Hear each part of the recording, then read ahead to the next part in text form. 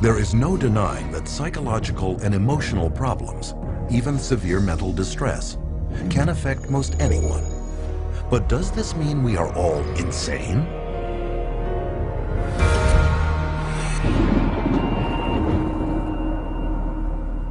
What causes psychological distress? Early psychiatrists thought it was an imbalance of the humors that could only be cured by bleeding patients with knives or leeches. Other psychiatrists believed mental problems came from organs like the tonsils, the stomach, and the spleen, and cut them out. Later were attempts to alter brain function, but these efforts also failed. Today, psychiatrists tell us that the way to fix unwanted behavior is by balancing brain chemistry with a pill. Did they get it right this time? They say you have a chemical imbalance of serotonin and dopamine, but there's never been a study to ever prove that, ever. It's just been indoctrinated into the culture and television advertising to the point where people now believe it is fact. Despite this lack of evidence, psychiatrists will tell you that psychotropic drugs are just like mainstream medical drugs. Can this be true? The answer is that unlike a drug such as insulin that corrects a measurable and proven imbalance in the body, psychotropic medications have no visible or measurable physical abnormality to correct. Here is evidence of a bacterial infection. Here is the psychiatric disorder, attention deficit hyperactivity disorder. Here is a broken arm. Here is major depressive disorder. This is a brain tumor. And this is bipolar disorder. Which raises the question, how can you medicate something that is not physically there? The answer is, you can't. And furthermore, because psychotropic drugs are specifically designed to get past the body's natural defenses and into the brain, they can upset the very delicate processes the brain needs to ensure the body runs smoothly. Every time you throw something into the system that's foreign to the system, you're creating imbalances elsewhere within the system. The body changes as a result of taking the medication, so when you stop taking the medication, the body's got to change back to the way it was before, if it can, because it can't always. And in doing so, it disrupts the whole system. This is what creates the sometimes serious side effects. Paxil was the drug that gave me insomnia.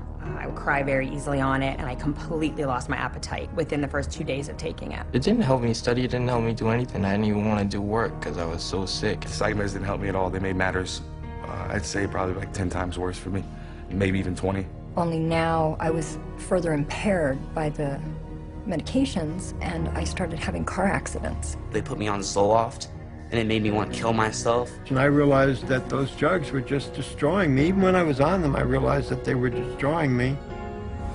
In spite of the crippling effects of their drugs, psychiatrists and drug companies have used them to create a huge and lucrative market worth billions. And they've done this by naming more and more of life's problems as medical disorders, requiring psychiatric treatment. For example, shyness becomes social anxiety disorder. Loss of a loved one, major depressive disorder. Homesickness, separation anxiety. Suspicion, paranoid personality disorder. Having ups and downs, bipolar disorder. Distractibility, ADHD. This is why it is almost impossible for anyone to see a psychiatrist today and not be diagnosed with a mental illness. And a diagnosis of mental illness means psychotropic drugs.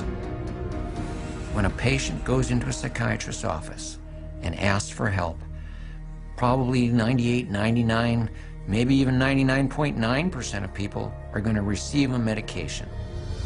And these medications have been estimated to cause over 700,000 serious adverse reactions a year and 42,000 deaths. Meanwhile, the psychiatric industry rakes in $1/3 of $1 trillion a year. The issue isn't whether or not people's emotional problems are real. They are. What we really should be asking is, how did psychiatrists convince people that these problems were signs of mental illness? How did they use these illnesses to create a demand by doctors and the public for psychotropic drugs? And how did these drugs, with no known curative powers and a long list of side effects, become the standard treatment for every problem in life?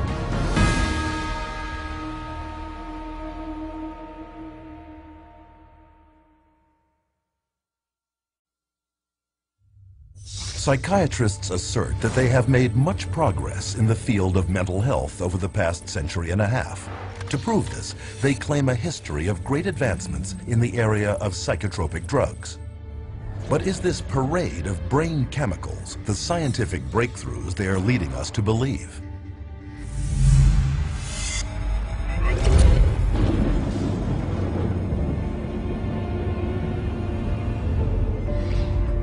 Modern institutional psychiatry has depended on psychotropic drugging since its earliest beginnings in insane asylums during the 19th century. During that period, psychiatrists functioned almost exclusively as attendants, promising to cure the seriously mentally ill. But as they could not, they were not regarded by mainstream medicine as real doctors. Other physicians considered psychiatrists as almost a doctor. Okay, because they weren't doing medical stuff.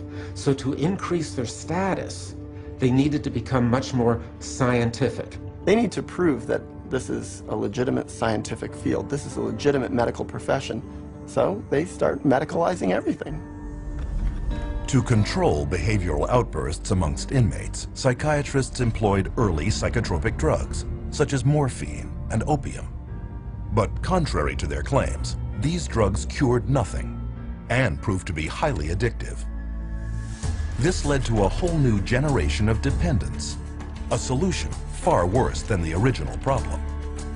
But the attempts to control objectionable behavior continued, and by the turn of the 20th century, phony cures for mental illness, such as heroin, could be found being peddled throughout the United States and Europe.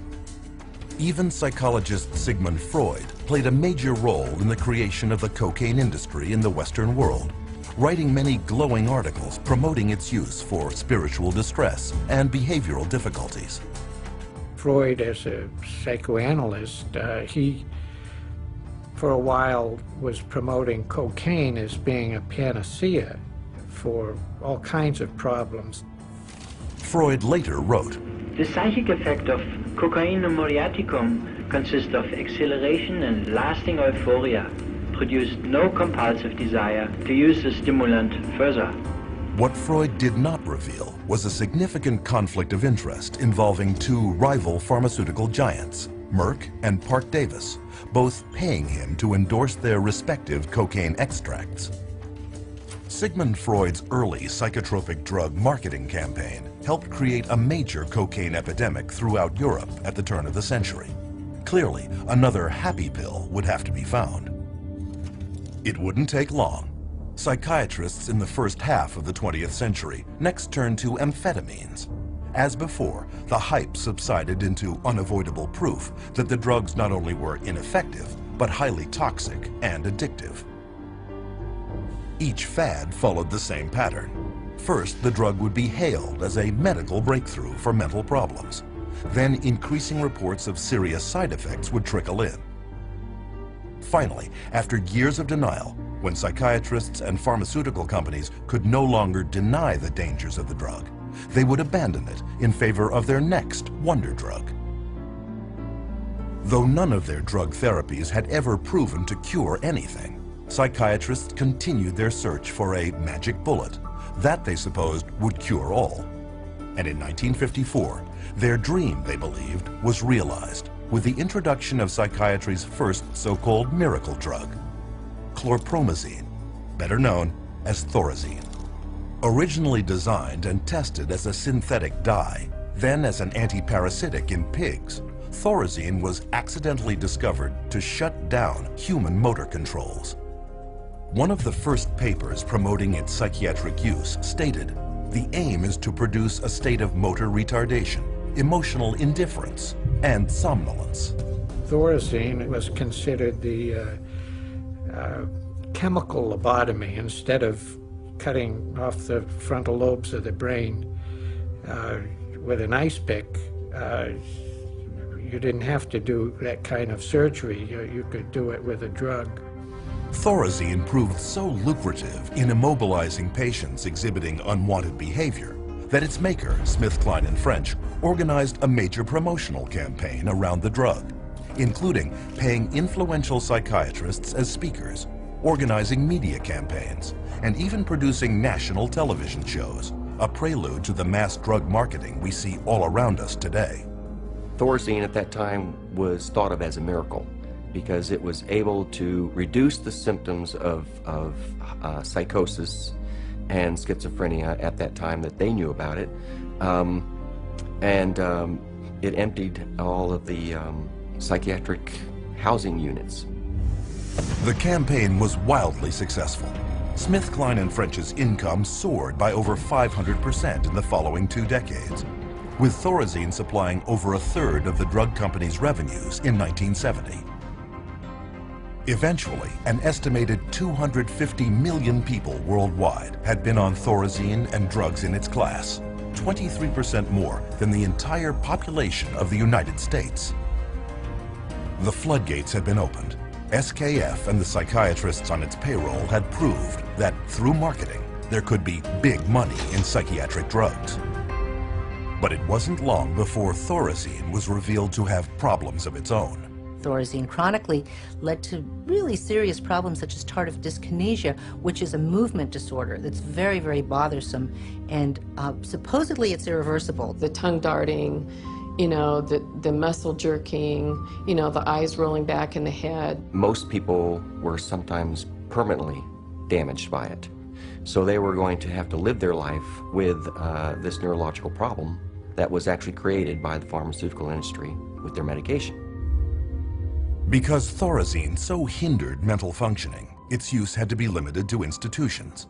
But with big money at stake, the race was on to discover a psychiatric drug that could be taken out of the institutions and into the hands of a much wider, vaster, and more lucrative market, the general public.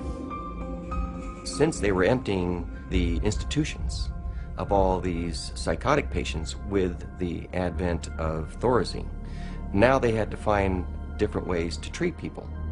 So what better way than to go into the community and have an office and bring in your everyday person, or your executive under high stress, or mama who's taking care of all the kids, and they needed some way to create a therapy for them. In 1955, that drug was approved. Its name was Miltown, the first of the so-called minor tranquilizers. But to sell their new class of psychiatric drugs to the public, psychiatrists and drug companies first had to reposition them as working on a disease process, rather than just as sedating or restraining agents for undesirable human behaviors, as Thorazine had been. To do this, they began a marketing blitz on their colleagues, placing print advertisements in professional publications, such as the American Journal of Psychiatry. Prominent psychiatrists were then hired to spread the word to the rest of the medical field. Few knew that Nathan Kline, one of the most influential psychiatrists of his time, was being paid by the drug industry when he proclaimed that tranquilizers such as Miltown were equal in importance to the introduction of atomic energy, if not more so. Free samples were shipped to psychiatrists and physicians to get patients started on the drug. A year later, the marketing rollout hit the public, and Miltown soon became the first blockbuster psychiatric drug, not just for those incarcerated in an insane asylum, but for the mainstream public. Miltown was marketed to pregnant women, stay-at-home moms, and busy white-collar office workers, who called it executive Excedrin. So it opened up a door for community-based mental health, whereby the psychiatrist could then have a role.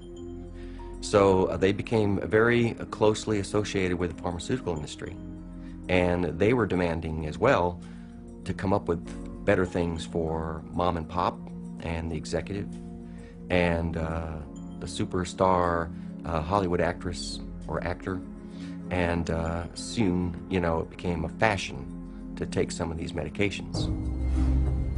By the 1960s, 36 million prescriptions for Milltown had been filled in the United States alone, accounting for $200 million in sales, an amount unheard of at that time for any psychiatric drug. Milltown's success led to the introduction of many more psychiatric drugs aimed at the general public throughout the 1950s and 60s. One such drug was Valium. Launched to the delirious acclaim of psychiatrists and the press, Valium was so widely prescribed to stressed-out housewives that it even acquired a nickname, Mother's Little Helper. Lost amidst this hoopla was strong and well-documented early evidence that tranquilizers also came with serious, life-changing side effects. Milltown, for example, was soon labeled by the 1962 President's Advisory Commission on Narcotic and Drug Abuse as more dangerous and addictive even than cocaine or methamphetamine, and fell quickly out of use. But the psychiatric community ignored these warnings. Pandora's box had been opened, and with their new pills, they were no longer caretakers of the insane. They were real doctors administering drugs to patients. And their backward logic was, if the drugs did indeed shut down mental symptoms, weren't they therefore addressing some physical disease in the brain? Within years, this reasoning enabled psychiatry to undergo a profound change. Psychiatrists were no longer caretakers, they were doctors. Mental complaints were no longer psychological, they were symptoms of disease. And to treat them, psychiatrists wrote them prescriptions. It's all about money. The use of writing prescriptions and having an income from people coming in and getting their prescriptions and this, that, and the other is what revived the psychiatric community. It was the thing that put them back where they were earning money again. Business was going so well that a group of prominent psychiatrists met in Puerto Rico in 1967 to lay out the expansion of psychotropic drug use for the year 2000. According to organizing psychiatrist Dr. Wayne O. Evans, psychomedication is now an accepted way of life, and the search for the just right pill has become the goal for many people. By the early 1980s, Valium had become the most widely prescribed drug of any kind in the Western world. In 1978 alone, nearly 2.3 billion tablets sold, enough to medicate 1/2 of the world population. The business of psychotropic drugging had gotten so out of hand that at a 1979 hearing on the use and abuse of benzodiazepines, one United States senator commented that the whole pitch appears to be to sell, market, sell, and market. But bigger things were yet to come. The next drug that became a rage was Prozac. And of course, Prozac was not for anxiety, but for depression. And all of a sudden, the diagnosis of depression starts multiplying. The number of people who are diagnosed as being depressed starts multiplying substantially. Prozac was released amid great fanfare, with tales of miraculous recoveries, sick minds made well, and ruined lives restored. And all with almost no side effects or addiction, or so its manufacturer claimed. Many new antidepressants quickly followed, also pitching instant psychological relief with little downside. And with this, mainstream psychiatry abandoned psychotherapy for pharmacology forever. In a bold and effective marketing coup, the world was told that these new antidepressant drugs were not just for the depressed, but lifestyle drugs for a choose-your-mood society. But almost immediately, evidence emerged that claims of universal safety and effectiveness were far from the truth. The adverse side effects of this class of drugs includes things like sexual dysfunction, agitation, facial involuntary movements of the face. Some of the psychiatrists in their books describe the tongue darting in and out of the mouth as an adverse side effect of SSRI drugs. Within 10 years, staggering details of side effects such as violence and suicide could no longer be ignored, with an estimated 3.9 million adverse events on Prozac alone. Black box warnings alerting the public to significant risks of violence and suicide were issued. once again against loud protests from drug companies and organized psychiatry. But when the patents of antidepressants expired, just as predictably, psychiatrists and drug makers finally admitted the truth. But now they claimed here was a new scientific breakthrough that would change everything. A new class of drugs called the atypical antipsychotic, newly approved to treat both schizophrenia and a then obscure mental disorder dubbed bipolar disorder. Suddenly, the diagnosis of bipolar disorder became the rage, with diagnosis rates soaring by thousands of percentage points in a matter of years. What is clear is that the patents run out, and the drug companies are always looking to maximize their profits, so they research new drugs, and they can keep them patented for about 17 years and charge monopoly prices. And then when the patent wears off, often the next one comes along. Soon, however, atypical antipsychotics, like all their predecessors, were revealed as having crippling and even deadly side effects, such as obesity, diabetes, and even heart problems, along with questionable efficacy and almost certain dependency. Pharmaceutical companies are trying to get away from the old style Thorazines and into the new antipsychotics, and we know that they're no better. So today's new and improved antipsychotic is no better than the old Thorazine, which was the miracle drug for psychiatry. Today, the same cycle continues, with breathless news coverage of new chemical treatments promoted as breakthroughs.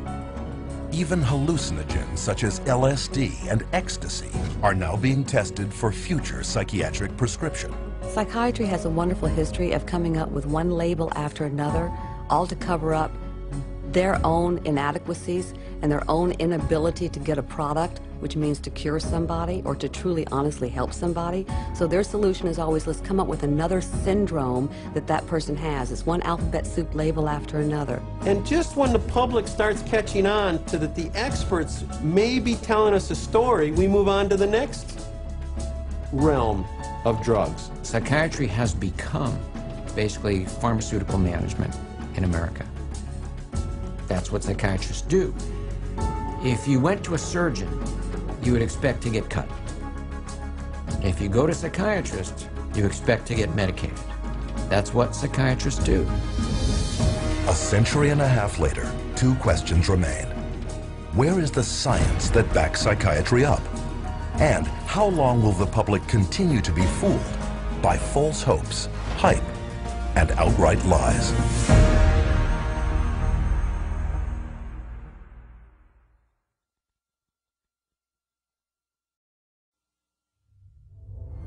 Psychiatrists have long desired to be viewed on a par with medical professionals. But whereas regular physicians have diagnostic tests to prove or disprove illness, psychiatrists do not. There is no objective testing in psychiatry. There is no blood test, there is no urine test, there is no biopsy. There's nothing that objectively proves that there's anything physiologically or biochemically wrong that's creating your symptoms. With cancer, you can do a screening and it's there or not. You can look at the cells and you can tell if it's there. Different diseases, you can look at it and you can see it under a microscope, or you can see it in an MRI, or you can see it in a CAT scan. With mental health, you can't see it. It can't be diagnosed in a medical procedure. It's all subjective.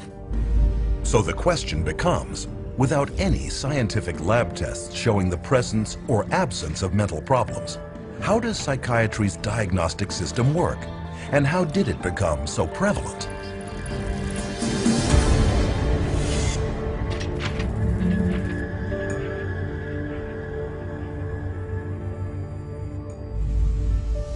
Psychiatry's search for scientific grounding has been going on for well over a century. In the late 19th century, German psychiatrist Emil Kraepelin was the first to attempt to classify mental problems as medical disease states. Though he devoted his life attempting to prove that these problems came exclusively from biological and hereditary sources, he never could, finally concluding it was nearly impossible to scientifically distinguish the normal from the insane. In spite of Kreplin's findings, psychiatrists persisted, with many efforts at classification throughout the years, resulting in the first edition of the Diagnostic and Statistical Manual of Mental Disorders, published by the American Psychiatric Association in 1952. A small spiral-bound 130-page handbook, DSM-1 described 112 so-called mental disorders, based not on standard scientific procedure, but contributions from a write-in ballot mailed to 10% of the APA's member psychiatrists. With the release of its second edition in 1968, the DSM had now grown to 145 disorders. Still not based on any science, though packed with theories on the origins of its illnesses. But with the sudden surge in popularity of psychiatric drugs such as Miltown and Valium among the general public, the psychiatric community realized that a biological explanation to justify prescribing them had to be found. And they found it in a paper written by psychiatrist Dr. Joseph Schildkraut. Though he had no means of discovering what normal brain chemistry should consist of, Schildkraut theorized that mental problems might be caused by a biochemical imbalance of neurotransmitters in the brain. It's a great line, the chemical imbalance. There's no evidence for it. There is no way you can measure or document that such a thing occurs in the first place. There are no lab tests to see what your neurotransmitter levels are or how much you need and how off your balance is. Chemical imbalance sounds good, sounds scientific, but whereas, as we know, there isn't any way to measure what the balance is. There is no identifiable chemical imbalance in the human brain other than the chemical imbalance that comes from putting a medication in that brain. And so we've been sold that there's a chemical imbalance, but there's no science to back that up. Though Schildkraut was never able to prove his chemical imbalance theory, it was too late. The psychiatric community had already adopted the theory as a plausible-sounding medical explanation for the mental disorders listed in the DSM. But without a test confirming a chemical imbalance, psychiatrists were still bedeviled by a severe inconsistency of diagnosis. Not only that, but psychiatrists were often unable to tell the sane from the insane. This point was driven home in 1972 in the famous Rosenhan experiment, where a total of 8 perfectly healthy volunteers each presented themselves at a mental institution, claiming to hear voices in their head that only said the words empty, hollow, or thud. No other psychiatric symptoms were stated. The result, each of the volunteers, including Dr. David Rosenhan himself, was immediately committed into the institution. The moment we were admitted to the hospital, we abandoned our symptom, and we behaved the way we usually behave. The question was, would anyone detect that we were sane? The answer was, no. No one ever did. All but one was diagnosed as schizophrenic. They were only discharged after admitting they were indeed mentally ill and in remission. After learning of the experiment, the psychiatric community was furious. One hospital challenged Rosenhan to send in more volunteers, promising to catch every one of the fake patients. 3 months later, they proudly announced that of 193 patients presenting themselves, they had turned away over 41 who were pretending mental illness and considered another 42 suspect. The problem was, Dr. Rosenhan hadn't sent in a single person. 70 years later, Emil Kreplin's conclusion that psychiatry could not distinguish sanity from insanity had once again been proven correct. In his study, Rosenhan concluded, any diagnostic process that lends itself too readily to massive errors of this sort cannot be a very reliable one. It wasn't just the embarrassment of the Rosenhan experiment that caused psychiatry's leadership to take a new approach to diagnosis. With the rapid expansion in the psychotropic drug business, psychiatry underwent a seismic shift in the way it promoted mental illness. And the third edition of the DSM, spearheaded by psychiatrist Dr. Robert Spitzer, took a decidedly brain-based biological approach. Unlike its predecessors, the proposed DSM-3 assumed that mental problems derived from physical abnormalities of the brain. And instead of describing possible psychological causes for mental distress, DSM-3 would simply provide clinicians with checklists of symptoms. However, these descriptions were broad enough to apply to anyone at any time of life. With no science to back them up, these newly proposed disorders and the checklists that went with them were subject to intense negotiation, compromise, alteration, and heated debate. Psychiatrist David Schaffer, who attended the DSM-3 conference, observed, people would shout out their opinions from all sides of the room, and whoever shouted loudest tended to be heard. My own impression, is coming straight from England, was it was more like a tobacco auction than a sort of conference. Many committees are established to determine what should and shouldn't go into the DSM, the current revision. And a lot of the committee activity is based upon, could be personal bias, political pressure, the trend that may be in vogue then, and other things that are non-medical. Well, in the DSM, I mean, they vote in diseases. I mean, they get together, the panel, psychiatrists look and decide, is this a disease or is this not a disease? How many of you agree this should be a disease? They have a show of hands. They said 20 people in the room, 12 vote for it, 8 vote against it. Bingo. They have a disease. Tell me that that's science. One psychologist reported that during discussions of the proposed criteria for masochistic personality disorder, Spitzer's wife protested about one symptom of the disorder, to which Spitzer responded, "Okay, take it out." Scientific or not, once a disorder is voted into the DSM, it is very hard to vote it out. On rare occasions, however, this too has occurred. Homosexuality, a mental illness according to DSM 1 and 2. After gay rights activists picketed their 1973 convention, the American Psychiatric Association buckled to political pressure and decided by a mail-in ballot of its member psychiatrists to remove it from DSM's next edition.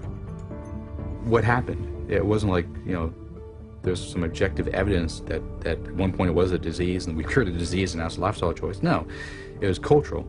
We became more liberal in this country and decided, okay, it's fine. Whereas, 50, 100 years ago, it wasn't fine, it was a problem. That's not medicine, that's something else.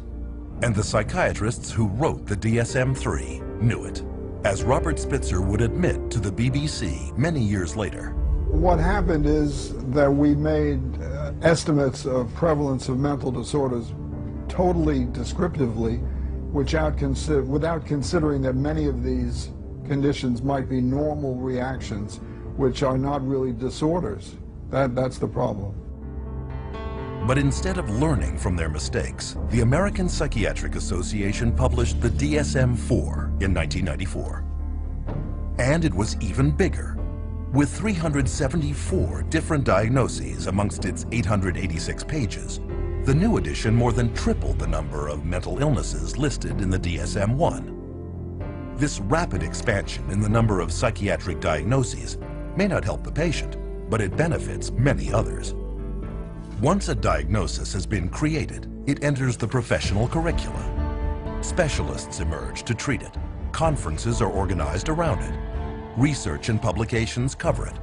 Psychiatrists formulate their patients' symptoms to correspond to it. And drugs are prescribed for it. The DSM, in short, was no longer a manual, but a full-fledged industry.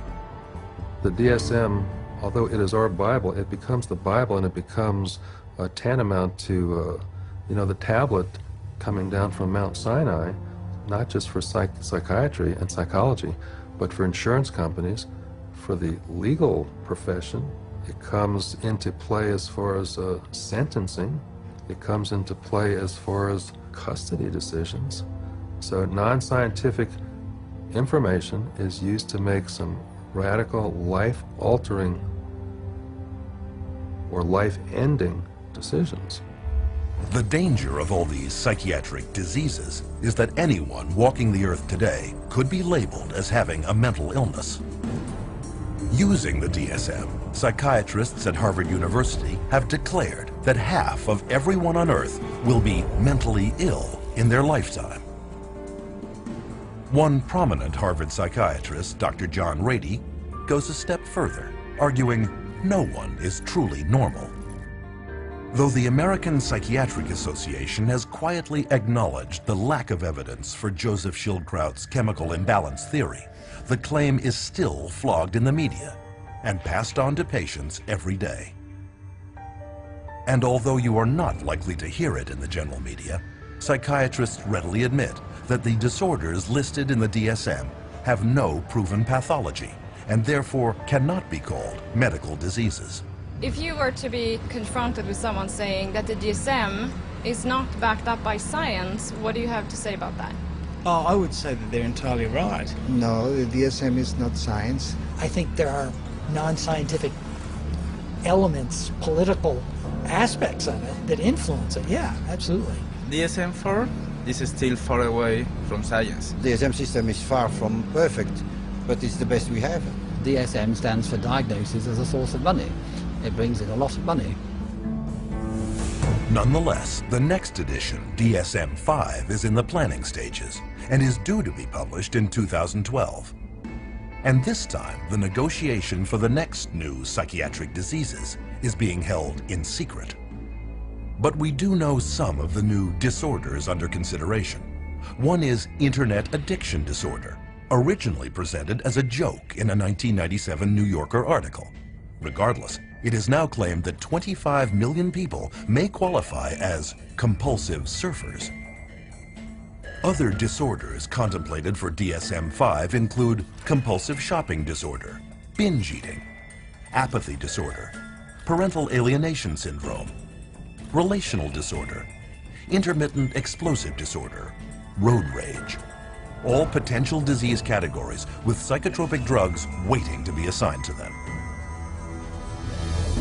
According to the APA, 19 of the 27 psychiatrists on the top panel deciding on what illnesses to include in the next edition of the DSM have financial ties to drug companies.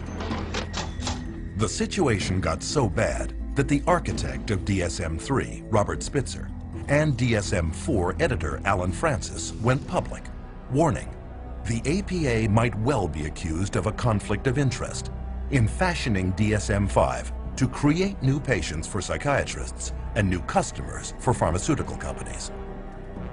But the psychiatric community has decided not to address this issue, and for good reason. Today, psychiatric drugging rakes in over $80 billion a year for pharmaceutical companies. And with every new edition of the DSM, the diagnoses have not only expanded in number, but cast a wider net to encompass such population segments as senior citizens, the military, pregnant women, and even children.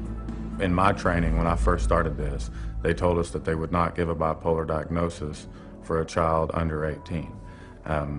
These days, I see children diagnosed with bipolar disorder at 5 and 6 years old. A 2-year-old can be throwing a temper tantrum and then stop and be fine. Anybody that's a parent has seen that happen. That doesn't mean they're mentally ill. It means they're 2-year-olds. How can you even diagnose a 2-year-old as a bipolar disorder? I mean, how can you diagnose anybody as a bipolar disorder if you want to look at it that way? Because there is no such thing as bipolar disorder, not from a medical standpoint. It's not like you can find a cell in a person that shows that they have bipolar disorder. It's not like they have a fever or run a temperature, like if they had a physical illness. This is a behavioral definition only. In other words, a human being sat there and made a subjective decision that this person has this so-called condition. Today, nearly 1 million children are diagnosed as bipolar, making it more common than autism and diabetes combined. In 2007, 500,000 children and teenagers took at least one prescription for an antipsychotic, including 20,000 under the age of 6. Antipsychotic drugs, powerful chemicals designed originally for only the most seriously mentally troubled, are now a $22.8 billion industry. If you spent days reading the newest DSM, you would be able to diagnose every human being that you ever saw. And with the diagnosis come to treatment. The DSM most definitely helps in the prescribing of drugs. It legitimizes the process of pulling out the prescription pad, because here is this disease entity. The disease entity is addressed with this medication. And the DSM is in the service of making things reductionist into very simple, simplistic ways of looking at things. That makes it easier for the pharmaceutical company to create a medication for. The only thing that we've left out of that equation is the person. And the average person is completely unaware that psychiatric diagnoses are not medical, but merely voted on behaviors. Which leads us to our next question.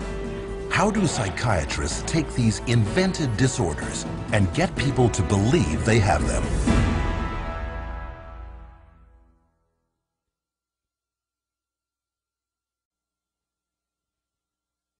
According to psychiatrists at the World Health Organization, 450 million people worldwide have a mental disorder. 3 times the metropolitan populations of Tokyo, New York, Los Angeles, London, Paris, Mexico City, Mumbai, Milano, Madrid, Toronto, Washington, Athens, Melbourne, Hong Kong, Singapore, Rome, and Berlin combined. Are there really this many mentally ill? Or is this just a case of good marketing?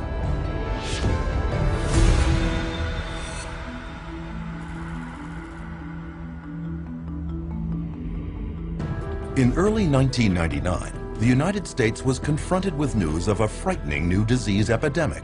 You blush, sweat, shake, even find it hard to breathe, posters read, with the tagline, "Imagine being allergic to people." The disease was social anxiety disorder, SAD, or SAD, and it was claimed to affect about 13.3% of the American population. And to find out more, readers were instructed to contact a group called the Social Anxiety Disorder Coalition. What the public was not told was that both the coalition and the campaign were created by a public relations agency and bankrolled by a drug company. Later that year, while the campaign was making millions of people aware of this previously unknown disease, the antidepressant Paxil became the first drug approved by the FDA for the treatment of social anxiety disorder.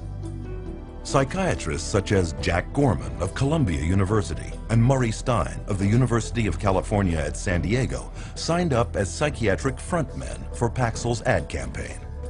And within 3 years, Paxil shot from 3rd place in its drug class to 1st. Paxil's product director would later boast, "Every marketer's dream is to find an unidentified or unknown market and develop it." That's what we were able to do with social anxiety disorder.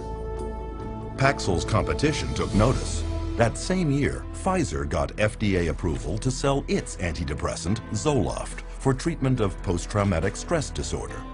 They too hired a public relations firm to create their own psychiatric front group and paid psychiatrists to spread the word about the disorder. This campaign would claim that 1 person in 13 would develop PTSD over the course of a lifetime, and this included anyone witnessing a violent act, natural disaster, or distressing event. And as with Paxil, sales of Zoloft skyrocketed. For the psychiatric drugs, the goal is to have as many people on them as possible. So the way to do that is to convince normal people that they have some defect or mental disease or condition that requires treatment. So I mean, that's the way they do it. They hire these big marketing companies that come up with these campaigns. We're going to tell you about your disease so that you can lead a happier, healthier life. Oh, and by the way, we have a drug too that helps to treat this disease. This practice of selling sickness is known as disease mongering, a term defined by the late journalist Lynn Payer as trying to convince essentially well people that they are sick, or slightly sick people that they are very ill. On Madison Avenue, disease mongering is accomplished through a strategy known as condition branding, where mental illness is pitched just like cars, beer, or laundry detergent. And according to top New York branding guru Vince Parry, no therapeutic category is more accepting of condition branding than the field of anxiety and depression. where illness is rarely based on measurable physical symptoms and therefore open to conceptual definition. Parry then suggests to executives 3 principal strategies for what he called fostering the creation of psychiatric illness. The first is elevating the importance of a condition, or leading the public to believe that a minor or temporary mental problem is much worse and far more widespread than it really is. Prior to the introduction of SSRI antidepressants, depression was considered, even by psychiatrists, to affect only 100 people per million. Since then, estimates have been raised to as many as 100,000 cases per million, a 1,000-fold increase. The result is about 10% of Americans, some 27 million people, currently on antidepressants, twice as many as in 1996. Very good marketing, that all, expressions of human emotion, deep sadness and fear and anger and whatever else they happen to be, are now classified as, a major problem, a psychiatric problem, a psychological problem that needs to be dealt with drugs. Another psychiatric illness, bipolar disorder, was also considered rare, affecting only 1/10% when it was first introduced in the DSM-3. Today, there are claims that as many as 10% of the population, 100 times the original number, have the condition. Pediatric bipolar disorder was not even listed in the DSM when Harvard psychiatrist Dr. Joseph Biederman began publishing studies claiming that mood swings in children were not normal behaviors, but in reality, mental illnesses. Biederman's disease-mongering campaign worked. In the last decade alone, the rate of children labeled with bipolar has soared 4,000%. But what parents were not told was that 25 different drug companies had underwritten Dr. Biederman's work. The extent of their influence was not revealed until a 2008 Senate investigation exposed Dr. Biederman for failing to report more than $1.6 million in pharmaceutical income. But these revelations had no effect on psychiatry. Pediatric bipolar continues to be widely accepted in the psychiatric community. These labels are being applied to younger and younger children, which I think is really, a sad case. I'm sure I agree with any of those labels to begin with, but let alone for them to be applied universally to young kids. This idea that that childhood itself is a psychiatric disease is simply based off some completely unsubstantiated idea that got printed in the psychiatric manual, and there's no science behind it whatsoever. Disease-mongering strategy number 2, redefining an existing condition. This tactic takes an ordinary state of mind and recasts it as a psychiatric disease that now must be treated with drugs. Case in point, the winter blues, a common mental condition related to the lack of sunlight during winter months, but redefined by psychiatrists as seasonal affective disorder, a psychiatric disease requiring psychiatric treatment. As another example, consider the changing emotions during a woman's menstruation, made over by psychiatrists as premenstrual dysphoric disorder, a mental illness discovered not in a laboratory, but in the marketing department of drug maker Eli Lilly. When Prozac patent came up, they realized they needed to come up with some sort of new to keep the money rolling in, and they came up with a new disorder. They just made it out of thin air, the premenstrual dysphoric disorder, the PMDD, and then the new wonder drug, which was Serafem, which if you look at Serafem on the back of the label, it just says, this is Prozac. And they were able to keep that patent so that nobody else could make it, so that they could keep that money rolling in. Many of the drugs today are simply drugs repackaged. They're drugs that had a patent and now are generic, or now get called something else, or they decide now to use them for something else. Disease-mongering strategy number 3, creating a new condition for an unmet market need. Example, compulsive shopping disorder, publicized by psychiatrist Dr. Jack Gorman. In Gorman's public appearances, a recent study was cited that claimed that as many as 20 million Americans, 90% of them women, could have the problem.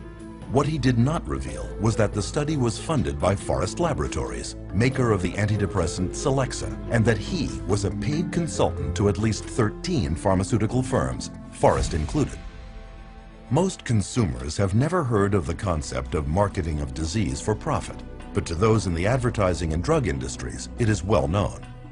A 2005 Reuters Business Insight report, written for drug company executives, notes that the ability to create new disease markets is bringing untold billions in soaring drug sales, and that the coming years will bear greater witness to the corporate-sponsored creation of disease. If I can't get along with my husband, take a drug. If I'm feeling a little depressed, take a drug. If I can't study properly, take a drug. We've become a fast food, what I call a fast food, fast drug society. One might then ask, is anyone questioning this rampant increase in extremely questionable and scientifically unproven mental diagnoses? In April 2006, the British Medical Journal inadvertently found out when they published a groundbreaking study announcing a newly discovered psychiatric disease, motivational deficiency disorder, or MODED. Characterized by lethargy and an unwillingness to work, MODED was claimed to affect millions. But when media outlets around the world uncritically broadcast the news, the journal told the truth. The study was part of their April Fool's Day edition. But the joke made its point. Disease mongering works. Even people without any mental illness at all can be deemed at risk and recommended drug treatment. One study published in the Journal of the American Medical Association urged all stroke victims to take an antidepressant to prevent depression, whether they were depressed or not. It was later discovered that its authors had an undisclosed financial relationship with the maker of the antidepressant Lexapro. Preventive drugging is the wave of the future. As one expert noted, there is an apparently limitless amount of money to be made from marketing pharmaceutical remedies for diseases, and even more from remedies to reduce risk factors for disease. And of course, every time they come out with a new mental disorder, then they come out with a new drug to counteract it. At least to me, it seems like nothing more than a marketing ploy. There are certain executives in the pharmaceutical manufacturers that have stated that one day in America, every person will be on drugs, healthy or not. With these clever disease-mongering campaigns, 100 million people worldwide are currently on psychotropic drugs. And as a result, the psychotropic drug industry is grossing over $150,000 every minute. Observed one consumer advocate, you can sell hundreds of millions of dollars worth of a drug, even a bad drug, if you have the right marketing campaign. Which leads us to our next question. Now that disease-mongering campaigns are creating the illusion of widespread mental illness, how safe are the drugs psychiatrists are prescribing to treat it?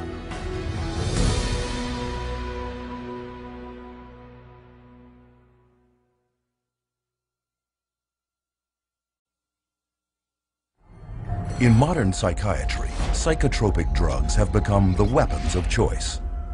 But are they as safe as we've been led to believe?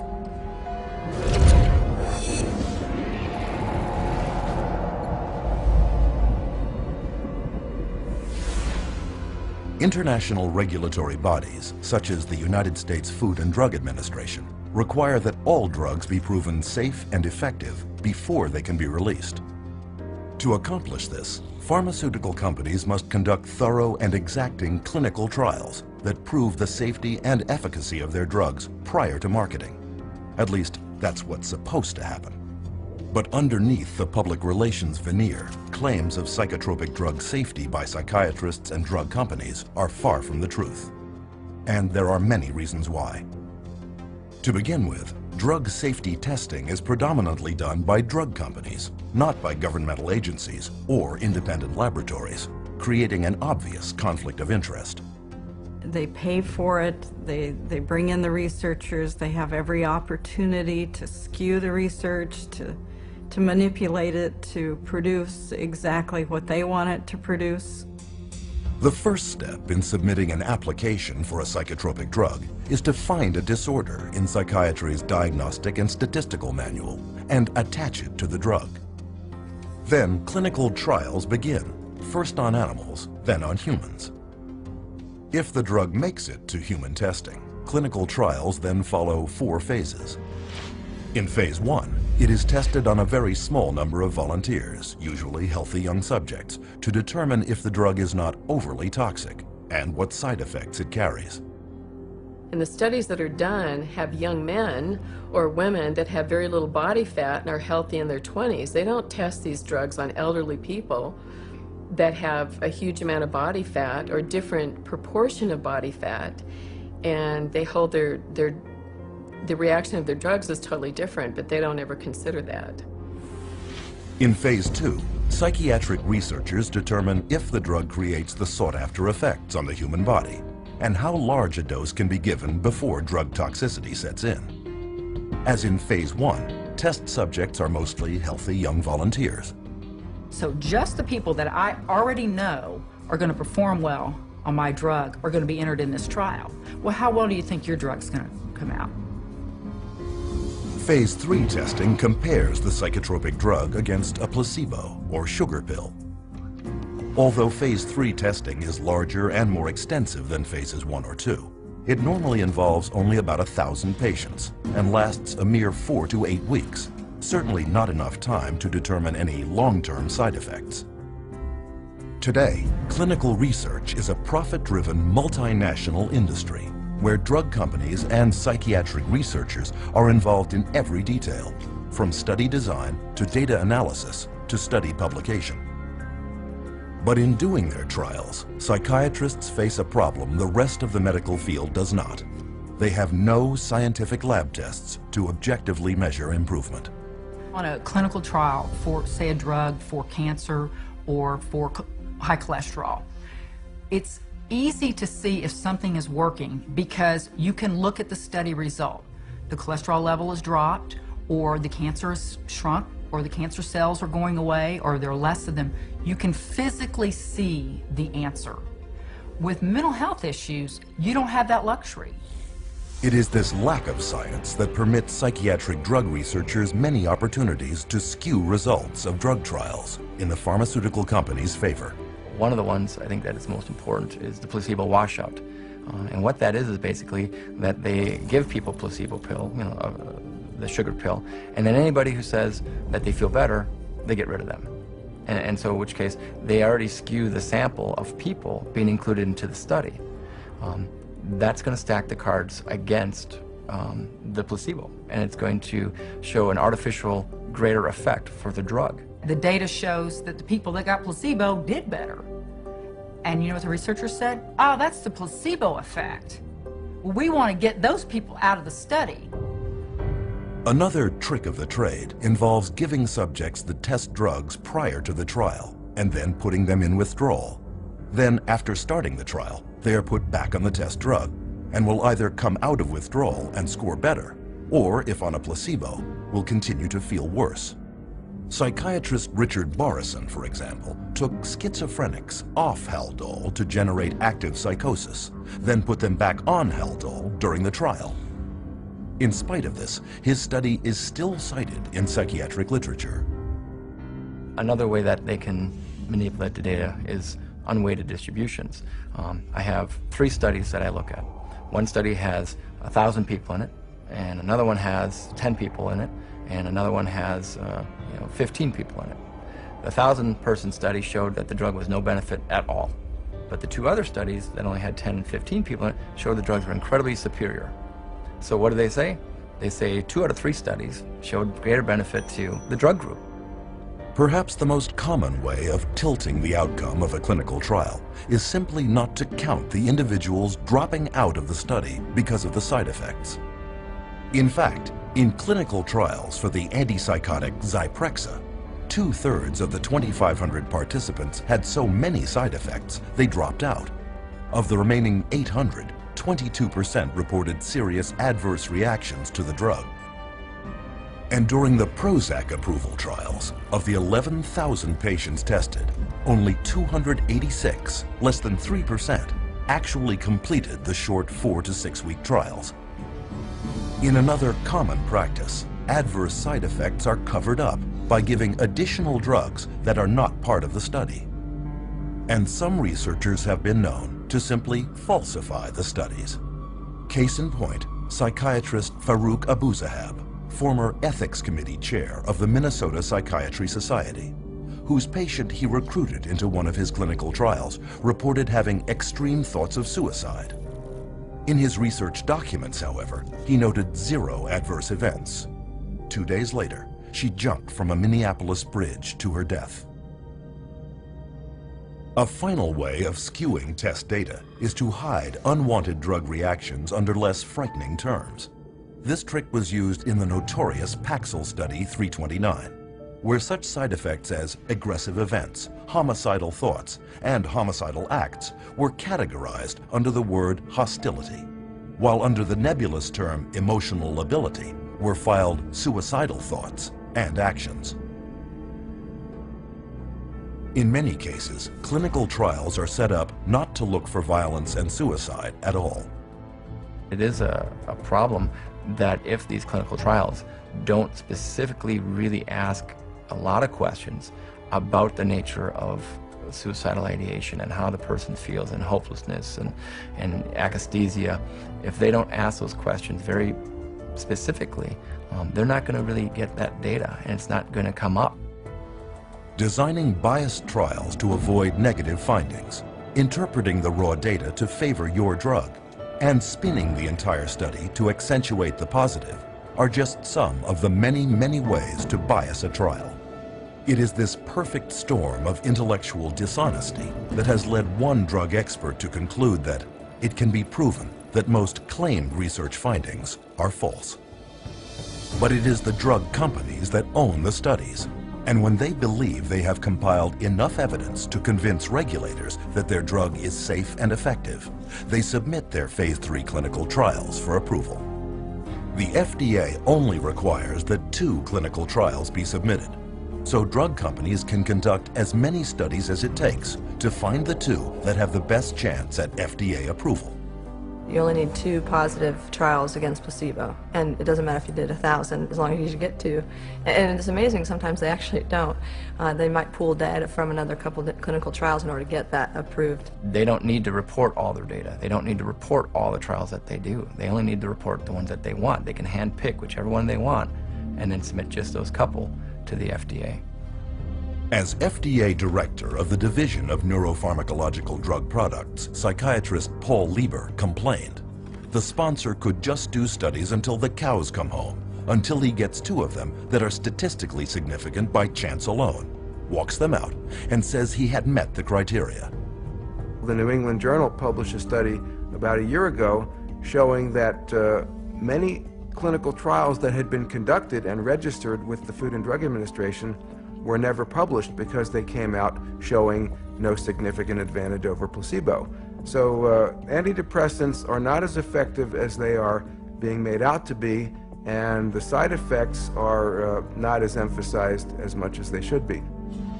This point was driven home in 2008 by psychologist Irving Kirsch and his colleagues, who obtained every clinical trial ever submitted, published and unpublished, from the U.S. Food and Drug Administration of 4 new-generation antidepressants.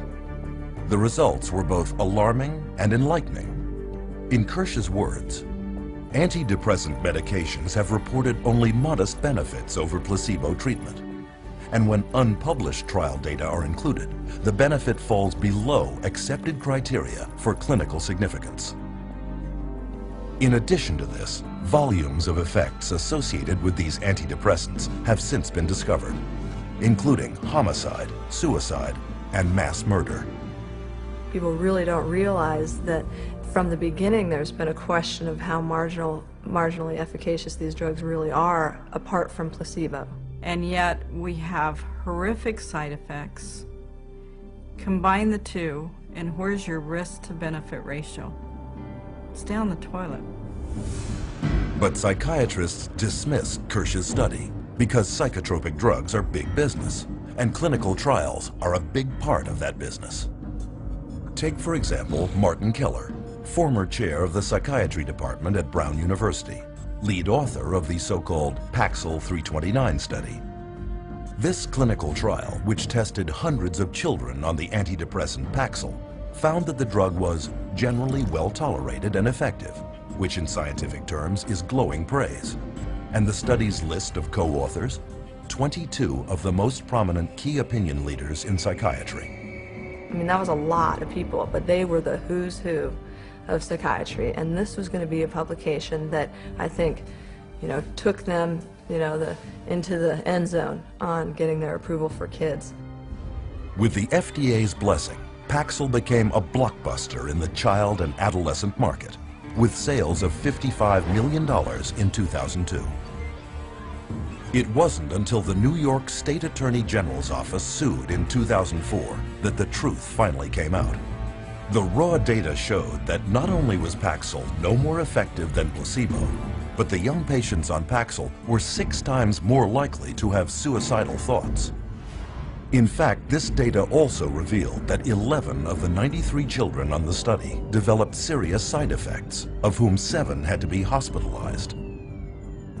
But according to Keller's own administrator, many of those children were either dropped from the study or coded as non-compliant to avoid having to be counted.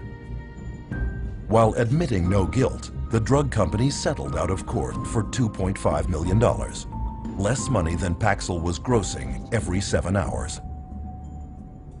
Hundreds of civil suits followed, but when Dr. Keller, as lead author of the Paxil 329 study, was deposed by attorneys, he would not admit to much. I can't remember exactly what I said. I don't remember anything specific about any of these meetings. If my name wasn't on the top, I wouldn't remember ever having seen it. If I saw them, I don't remember. The answer is, I don't remember. I don't recall if I was. I don't recall asking him, which isn't to say that I didn't. I want to pick up on the question Mr. Coffin asked you about the 5-fold increase of the Paxil kids experiencing suicidality over the placebo kids. Do you recall those questions? I do. And you said that you weren't particularly aware of that except for with regard to a manuscript that was sent to you in confidence by GSK? Correct. That actually is not correct, though. I mean, this was an issue that had been presented to you by a number of different reporters that you personally responded to. Is that correct? I don't remember. How could Dr. Keller have known so little about the drug study of which he was lead author, and which he himself used to promote Paxil for children in prominent medical journals and conferences? The ultimate publication of Study 329 was ghostwritten by an agency hired by GlaxoSmithKline, and eventually they, after the manuscript was written, they put Martin Keller's name on it as an author. You know, there again, and maybe you can tell me where I can find it in the paper. No, I'm asking you if you were aware. I don't remember the specifics. And then we finally showed him a document from GlaxoSmithKline where GlaxoSmithKline says that the study was entirely flawed. It was a complete failed study, and it certainly didn't show that Paxil was remarkably efficacious for treating children and adolescents in depression. Can you read that into the record, please? Essentially, the study did not really show Paxil was effective in treating adolescent depression, which is not something we want to publicize. We asked him, with that information now, you know, how can you tell us that it would be okay and safe to give a kid Paxil? And he couldn't answer the question. He sat back, he put his head in his hands, and for, you know, the longest 2 minutes sat there silent. During the last 2 years of his Paxil study, Keller personally pocketed $1 million in drug company money, none of which he disclosed in his published research. When people look at the field of psychiatry and they hear all these reports in the New York Times and Boston Globe, and they see this psychiatrist or this psychologist, you know, took money and didn't disclose it, they wonder, well, is this causing up biases, you know, in the field? I think that's a legitimate concern of the public because of the fact that it is true. With this level of corruption pervading the testing of psychotropic drugs, one is left with the question, where are those who are entrusted with our protection?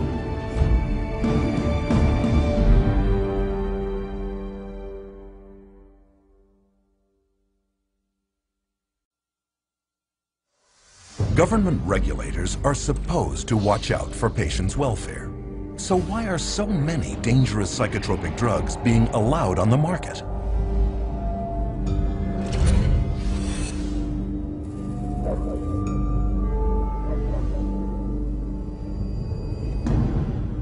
At one point, the U.S. Food and Drug Administration was considered the gold standard in drug safety.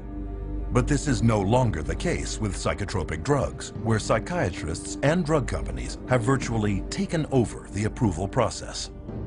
FDA drug advisory panels that recommend the approval of psychotropic drugs have long been filled with psychiatrists with financial ties to drug companies. One study showed that 92% of FDA advisory meetings in the last decade included at least one member with conflicts of interest. In response to the accusation of conflict of interest, the FDA says that they have tried to find mental health experts without drug industry connections, but can't locate any. To solve this, they issue waivers, where a psychiatrist is allowed to sit on a psychotropic drug advisory panel, despite having a financial conflict of interest of up to $50,000 a year with drug companies. The advisory panels that review drugs, most of these people are direct recipients of money from usually the drug under study, the company that's submitting the drug, and they waive the conflicts most of the time. So it's pretty pervasive, and it's quite insidious. Full waivers have been granted to the following participants: Dr. Andrew Leon for his role as a member of a data safety monitoring board for an affected firm. He receives between $10,001 and $50,000 per year. Dr. Bruce Pollock has been granted a limited waiver for his activities on an advisory board and speakers bureau for an affected firm in which he receives less than $10,001 per year. Ms. Jean Bronstein for her ownership of stock and a bond in an affected firm in which the value falls between $50,001 and $100,000. You could be paid massive amounts of money by the drug companies, you know, in this sense, and then turn your head here and say, okay, now I'm going to review the drug. And that huge conflict of interest was not to be discussed. In fact, they didn't want people putting it out there. That was the policy. So they still allow it. They still allow that conflict to continue. But now it's meant to, you know, I guess they're supposed to acknowledge if there's a conflict of interest. But acknowledging the conflict and getting rid of the conflict are two different things. The revolving door between government, academia, and the drug industry is one of psychiatry's worst-kept secrets. There's a revolving door, FDA and drug, FDA and drug. So we have a system where those institutions that people trust, want to trust, would like to trust, are truly untrustworthy. Case in point, Daniel Troy, a former drug company lobbyist who was then hired as general counsel for the FDA, where he filed legal briefs in favor of drug companies and against drug victims. He was the drug lobbyist lawyer, and then he became the general counsel of the FDA. I mean, they talk about having the wolf watch the chickens. After leaving the FDA, Daniel Troy went back to the drug industry, where he is now senior vice president and general counsel for pharmaceutical giant GlaxoSmithKline. This is the atmosphere under which psychiatrists at the FDA give drug makers approval to sell psychotropic drugs. But the clinical trials are not supposed to end here. There is one final stage of testing to go, Phase 4. Phase 4 requires that drug companies track the adverse side effects that will undoubtedly occur in the general public, well beyond the very small samples of Phase 3. The sheer number of side effects that will now emerge has prompted one advocacy group to warn that most drug safety problems will not show up until the drug has been on the market for at least 7 years. The meds are not tested long-term before they get approval from the FDA. The studies tend to be a matter of weeks or a few months, but nothing looking at over the years. And the data that's coming in now from Europe and also in the United States is that the side effects are deadly. Instead of serving a safety function as post-marketing surveillance, Phase 4 clinical trials are now being recast as post-marketing research and repurposed into a means of testing psychotropic drugs for additional psychiatric disorders. Take Zoloft, FDA approved in 1991 to treat major depression. Since then, it has also been okayed to treat obsessive-compulsive disorder, post-traumatic stress disorder, premenstrual dysphoric disorder, panic disorder, and social anxiety disorder. In 2005, the last full year before it lost its patent, Zoloft grossed $3.3 billion. And as with other psychotropic drugs, much of that is pure profit. 100 Xanax pills, for example, only cost 2.5 cents to manufacture, but retail on average for $136.79, a profit of well over 500,000%. It is for this reason that drug companies enjoy profit margins of about 16%, triple the norm of most businesses.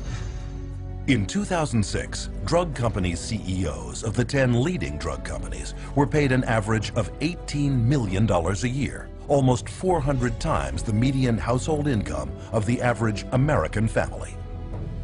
Investors also love pharmaceutical companies producing psychotropic drugs, since psychiatrists never prescribe them to cure mental problems, but to manage them, often for a lifetime.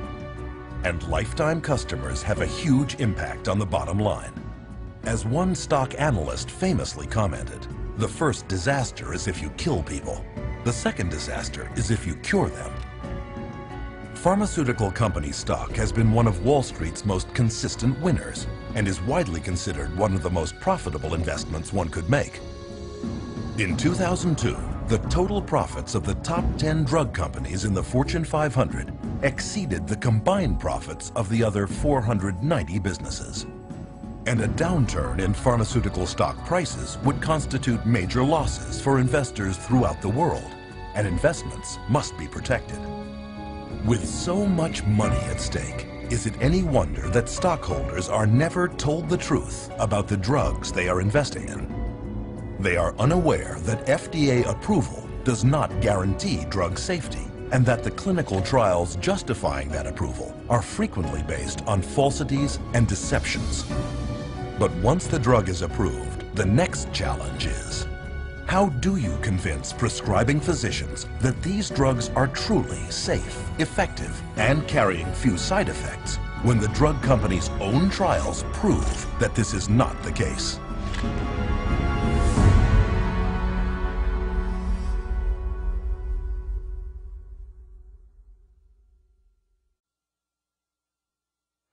As powerful psychoactive substances, psychotropic drugs are available only through the prescription of a medical doctor.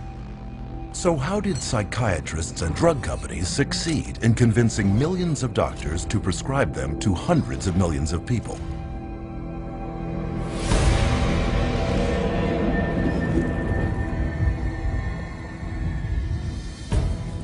Drug companies are anxious to get their products onto the market as soon as possible. This is, after all, a business, and every day can be worth millions. To assure the public and mainstream physicians that their little-tested psychotropics are safe, drug companies spare no expense in getting psychiatrists to stand behind them, and psychiatrists are happy to take the money. It's really quite an interesting marriage that the drug companies have with the medical profession, and psychiatry primarily is a strong arm of them. This relationship is born in medical school. You go to medical school and you learn that drugs are the answer. And then you go into residency and you're told about this whole armamentarium of psychotropic drugs, and if somebody's bipolar, you use this whole group of drugs. If someone's depressed, you use these drugs, and so on. And that is the Bible. And when you're a believer, as psychiatrists are, in the Bible of psychiatry, or in that box called psychiatry, you're not likely to stray unless you begin to think for yourself. And once out of medical school, many of these true believing psychiatrists are recruited by drug companies and groomed to be spokesmen.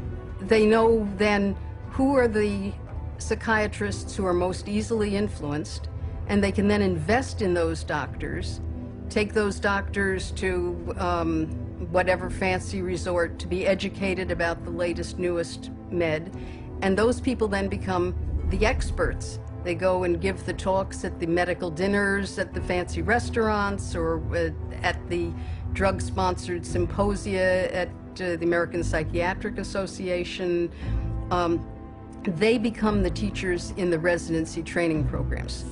Once these so-called key opinion leaders have canvassed the psychiatrists in their area, they then bridge over to mainstream physicians to convince them to prescribe psychotropic drugs. So you have the psychiatrists coming in now and teaching at an OBGYN convention where they'll give papers there, or they'll do, designed to address GPs and teach the GPs how to look for and diagnose these diseases and these illnesses. And again, the psychiatrist they're the ones who are going to know. Like in the medical profession, most of the doctors will say, well, these guys are the specialists in the field. I'm going to listen to how they want me to do this so that I can do it in my own practice, and they'll follow that lead and that influence, all funded by the drug companies. Indoctrinating physicians begins at medical conferences like these, where government-mandated continuing medical education, or CME, courses are taught. I'm required once a year to have so many units of postgraduate training, and so I have to go to get my hours by approved training centers that the state recognizes, and those approved training centers are run by the drug companies. But far from being educational, these conferences are frequently produced by professional medical education firms hired by drug companies. And their psychotropic drug seminars are commonly conducted by drug company paid psychiatrists, who can be paid up to $2,500 for a single lecture.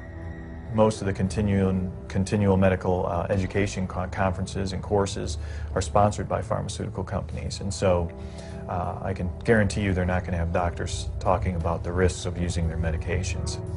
The purpose of these conferences is clear. As one of the medical education company's marketing materials reads, "Whatever combination of audiences you need to motivate in order to exert maximum leverage on the marketplace, we can help you identify them, reach them, and influence their behavior." As a marketing strategy, CME works.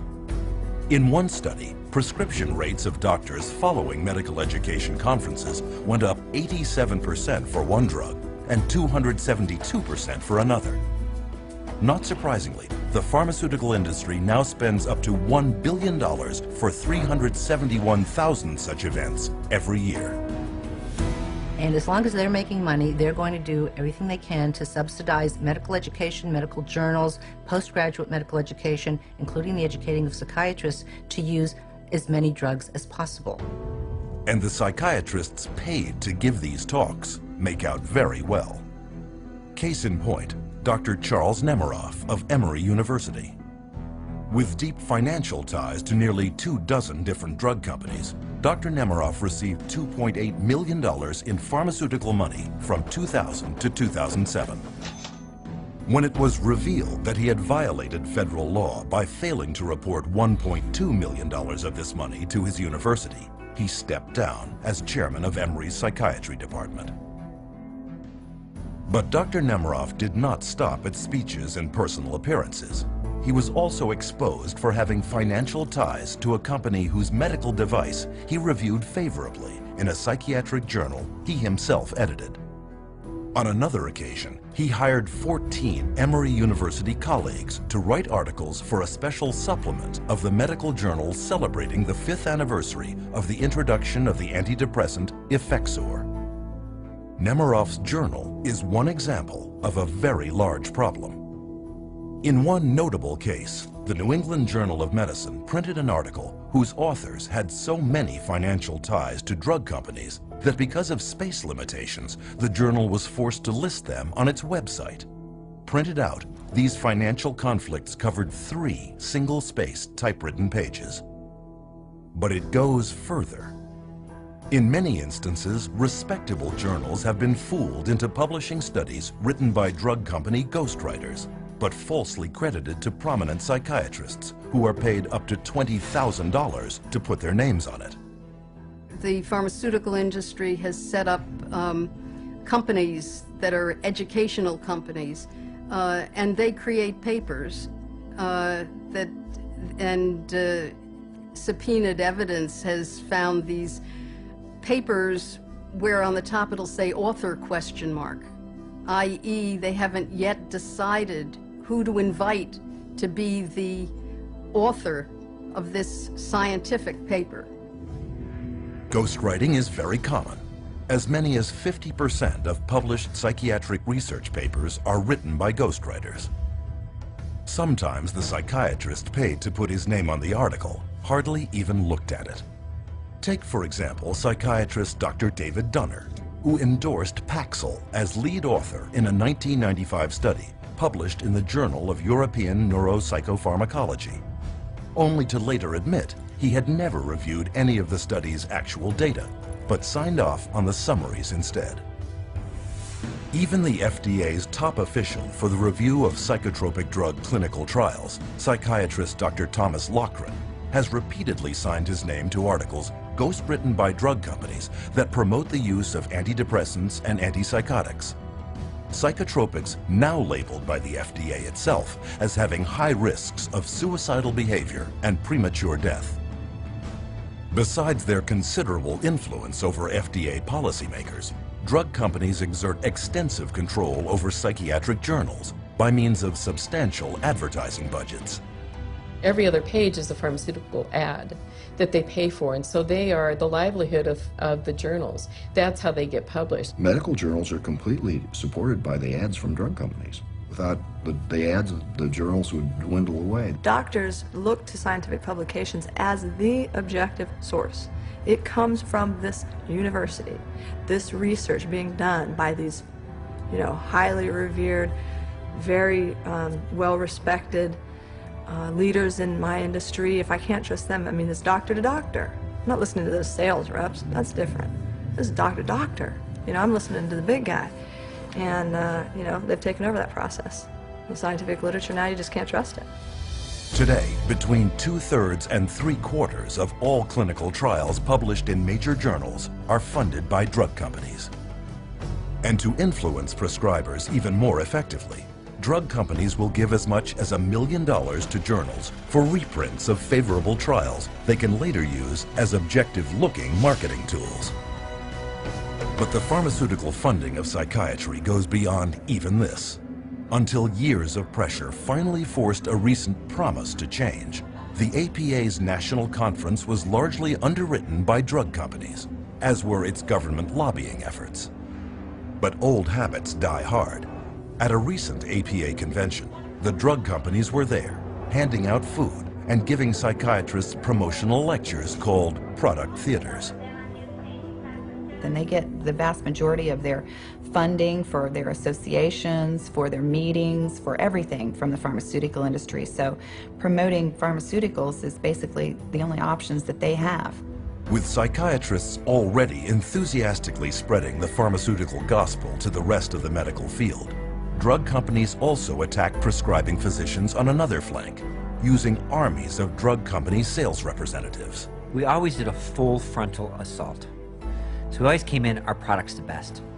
Our product's the best, our product's the best. Are you gonna write it? Are you gonna write it? Are you gonna write scripts? This was kind of our mentality. My job and my pay was based solely on my ability to push drugs through my territory. So if I wasn't moving enough prescriptions, if I wasn't moving enough pills through my territory, I was at risk of being fired, and on a lesser level, I wasn't making the bonus money. The bottom line for you was, it was a business, you got paid, and you had to get as many prescriptions as you needed that doctor to write, and you did it however you could. One way to get people onto psychotropic drugs is through free samples. These are not provided by psychotropic drug makers out of a sense of charity. They are intended to get the patient onto a drug regimen he cannot get off of. Samples sitting on a shelf encourages a doctor to give that drug away and then to write an accompanying prescription for that, which will be later filled at the pharmacy. And that's what doctors wanted, to be able to not only have the samples, but give them to their friends, their family, lots to the patients, because they know if they gave the samples, you had a higher incidence of being able to prescribe, the doctors would prescribe your product. You're getting the physician comfortable with the drug, and you're getting the consumer comfortable with the drug. So let's say when the trial's over and the free drug's gone for the trial, what's the doctor going to do? Is he going to write a prescription of another product? Not if the patient's doing fine. You never want to rock the boat. the industry and the companies fully understand that if you can get those drug samples into a doctor's hand, you're going to be able to get prescriptions out of that doctor. They're actually a very effective marketing tool, and there's quite a large percentage of the marketing budget that goes into the distribution of samples. In 2003, pharmaceutical sales reps handed out $16.4 million worth of free samples. And to sell them even more easily, sales reps have another hidden weapon: prescribing information bought from pharmacies by prescription tracking companies. You'd get a list with like Dr. XYZ, Prozac, Zoloft, Paxil, Celexa, and it would tell you how many scripts, give or take, let's say 10, per month or per week, that physician was writing of those products. So we knew everything about our doctors, which ones were the most valuable, which ones to spend the most time on, and what we needed to do, and where their weak spots were. So it was very valuable in that you frequently, as the sales rep, knew better what the doctor was actually doing than the doctor did himself, because he wasn't tracking his own prescriptions. The drug industry now spends $22 billion a year marketing to doctors to increase prescriptions, an astonishing 90% of its marketing budget. And this investment has paid off. Today, psychotropic drugs are a multi-billion-dollar business, with over 2/3 prescribed by general physicians. But psychiatrists are the ones at the forefront, spreading the word. And when the use of psychotropic drugs is questioned or gets bad publicity, paid psychiatric opinion leaders deflect attacks and discredit critics. Or they may simply use their position to make the problem all go away. Case in point, psychiatrist Dr. Daniel Casey, chairman of the first FDA advisory committee that met in 1991 to decide if a warning label about increased risk of suicide should be added to the label of Prozac. At the hearing, family member after family member came forward to show how Prozac had damaged their children and loved ones.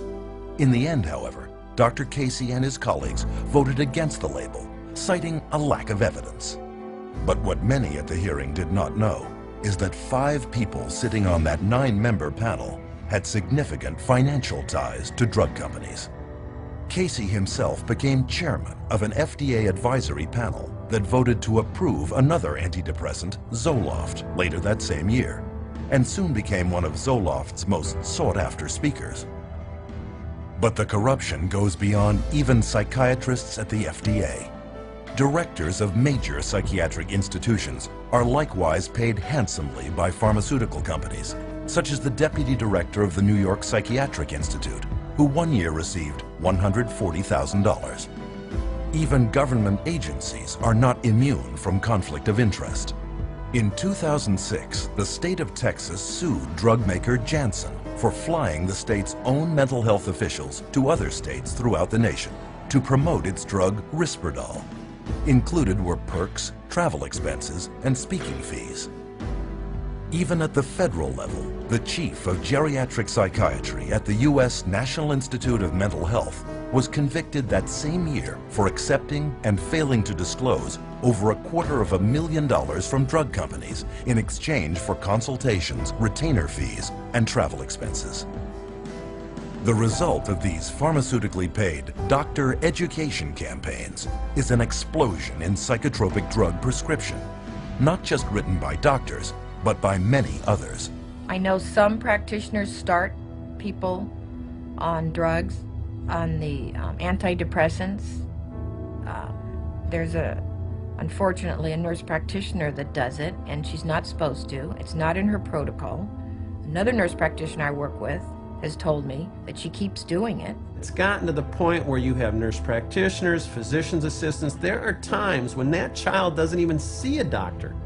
And we're seeing these prescriptions written for, and at best, the doctor may sign off on the bottom of that prescription. Medical professionals worldwide are handing out psychotropic drugs with seemingly few qualms because they have been assured that they are safe and necessary by the experts in the field, psychiatrists. The psychiatric community is completely responsible for the widespread use of psychotropic drugs. They're the ones writing the scripts to a large extent, and they're the ones that are proclaiming their supposed beneficial effects, and I think they're sketchy, the evidence isn't good, and the side effects are horrible. The psychiatrists are the facilitator of the diseases, and therefore the prescriptions. Today, even official psychiatric organizations do not contest that the partnership between psychiatry and pharmaceutical companies in promoting psychotropic drugs to doctors is significant and almost impossible to avoid. But early on, this partnership realized that promoting to doctors was not enough. How could they reach their target demographic, the end user, and drive them into doctors' offices to demand these drugs?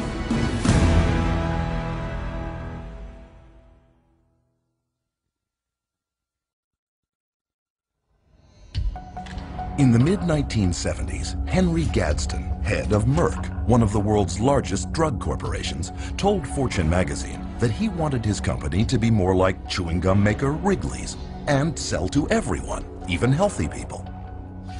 Has Gadsden's dream come true? Is marketing now driving the machinery of one of the most profitable industries on earth? Are psychotropic drugs really being marketed like chewing gum?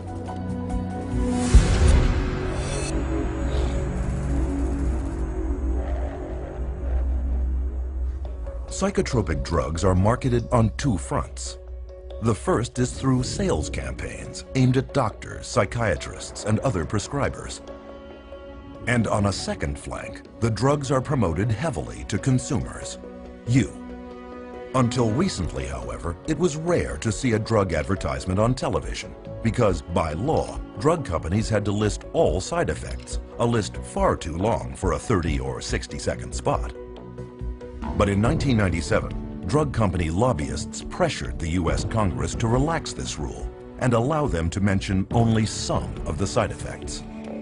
With this simple change, advertising psychotropic drugs on American television suddenly became possible. And this opened the floodgates to a torrent of advertising, which soared from $595 million a year in 1996 to $4.7 billion today, an increase of almost 700%. The direct-to-consumer advertising on television, they don't give that message that in order to be healthy, you need to be off drugs. They don't give you that message. They give you the message that, oh, you have a problem, you have an issue, here's the drug that'll fix you. And a lot of money is driving this message home. The average American television viewer now sees as many as 16 hours of drug advertising a year.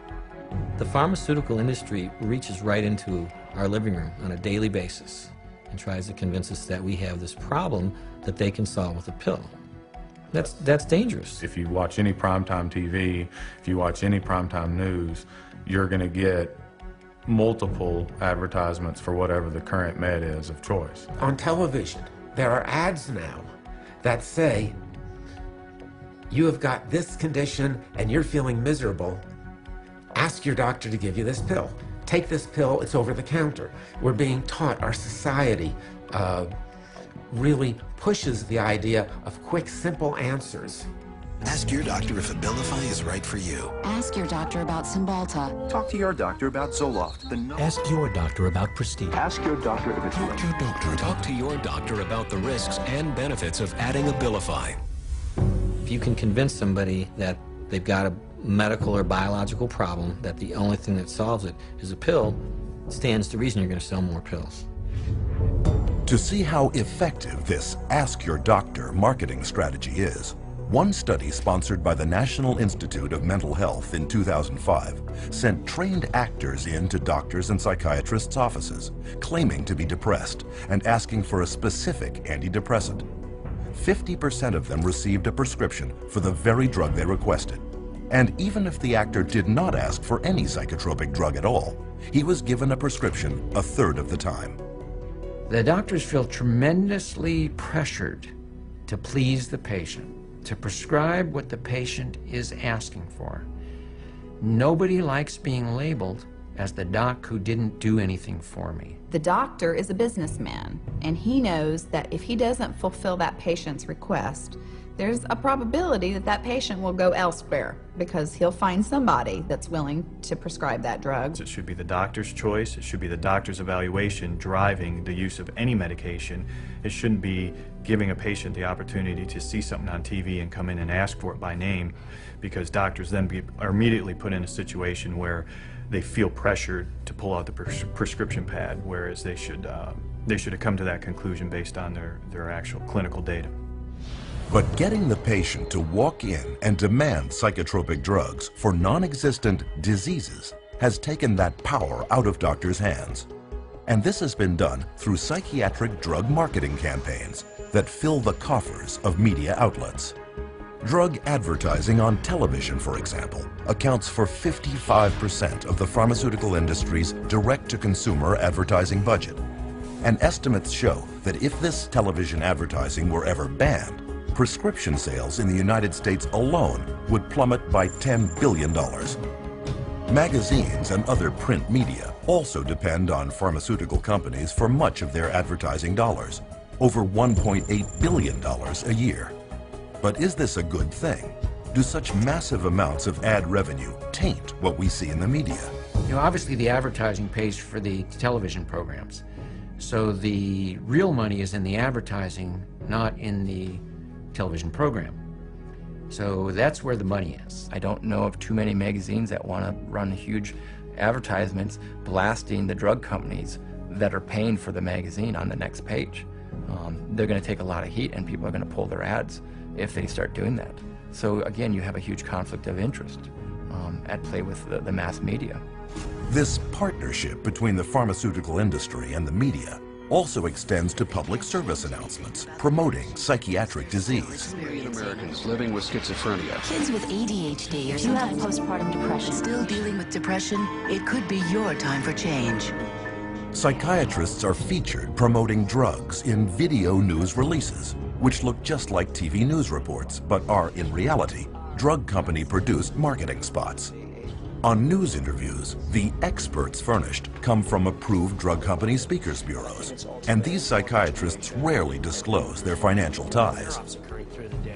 As a result, mental health care segments in the media rarely deviate from the psychiatric party line. Psychotropic drugs are mentioned in movies and television, such as Prozac on the TV series The Sopranos, and Zoloft, a product placement in the film The Sixth Sense. This mountain of marketing is not confined to broadcast media only. Print, too, is inundated with drug propaganda, masquerading as news and information. All you have to do is look at any accepted magazine in America today, whether it be on even a woman's journal or a men's journal. There's always some type of pharmaceutical product that's being focused. And they've gone so far as to give away free samples. All you have to do is write in this coupon. And the psychiatric drug message has even infiltrated the taxpayer-supported public radio. For instance, psychiatrist Frederick Goodwin hosted a talk show for years where he championed the use of psychotropic drugs. As we'll be hearing today, Dr. Goodwin assured his listeners, modern treatments, mood stabilizers in particular, have been proven both safe and effective in bipolar children. What he did not say was that he would be paid $2,500 by pharmaceutical company GlaxoSmithKline to give a lecture that very night promoting their mood stabilizer drug, Lamictal. And there was more. The very week that Dr. Goodwin told radio audiences that there is no credible scientific evidence linking antidepressants to violence or to suicide, he raked in $20,000 from Glaxo, which had already admitted that it had suppressed studies revealing that its antidepressant Paxil increased the risk of suicide. Further investigation revealed that Goodwin had failed to report more than $1.3 million in drug company income. Might this level of conflict of interest be preventing the mainstream media from revealing the full truth about psychiatric drugs? As long as we have direct-to-consumer advertising and the marketing dollars the pharmaceutical companies put into it, you will not hear a companion story or any information about a school shooter or a person who went to their work and killed all their family members and friends. You will never hear whether or not they were on a medication. What you will hear is how depressed they were. And you'll have consultant after consultant and psychiatrist after psychiatrist coming up and being interviewed to discuss how mentally screwed up this person was and how they weren't doing their treatment the way they were supposed to, or they didn't seek treatment when they should have. This story has protected psychiatrists and their drugs for decades. To understand why one hears it so often, one need look no further than the bottom line. As parts of large corporate giants, today's media companies are in the business of making money. And to their CEOs, keeping stock prices high is part of their job description. And when pharmaceutical advertising money is your lifeblood, there is little chance you will rock the boat. With traditional sources so compromised, one might wonder if the information they're getting on psychotropic drugs really is the whole story. But what about the internet? Well, psychiatrists and drug companies are already pushing psychotropic drugs in cyberspace too, with very few restrictions. If a patient goes online and looks up a drug and puts in a drug's name, and there'll be a bunch of sites that come up, many of those sites will be funded by the drug companies, but you won't be able to tell from the site. You'd have to, dig up, if at all. You may have no idea that that site was funded at all by the drug company. And especially those ones like Ask a Doctor, those are definitely drug company driven. Through every communication outlet they can influence, psychiatrists and drug companies team up to drum out one single relentless message. You are sick. We've got the answer. And ask your doctor. Women are a special target for these campaigns, both through magazines and daytime talk shows. This appears to be working, with almost 2/3 of all psychotropic drugs taken by women. We don't get the full truth because the media is owned by big pharma. You just turn on your radio or open your newspaper and you'll find ads. They're not going to bite the hand that feeds them. They don't tell the truth. It's a vicious cycle because the more these drugs are marketed, the more people want to take them. The more money goes to pharma to market more drugs. But despite their success, psychiatrists and the drug companies they work for are not satisfied only with media campaigns. So their next strategy is, how do you convince even more people to take psychotropic drugs, all the while remaining a hidden influence?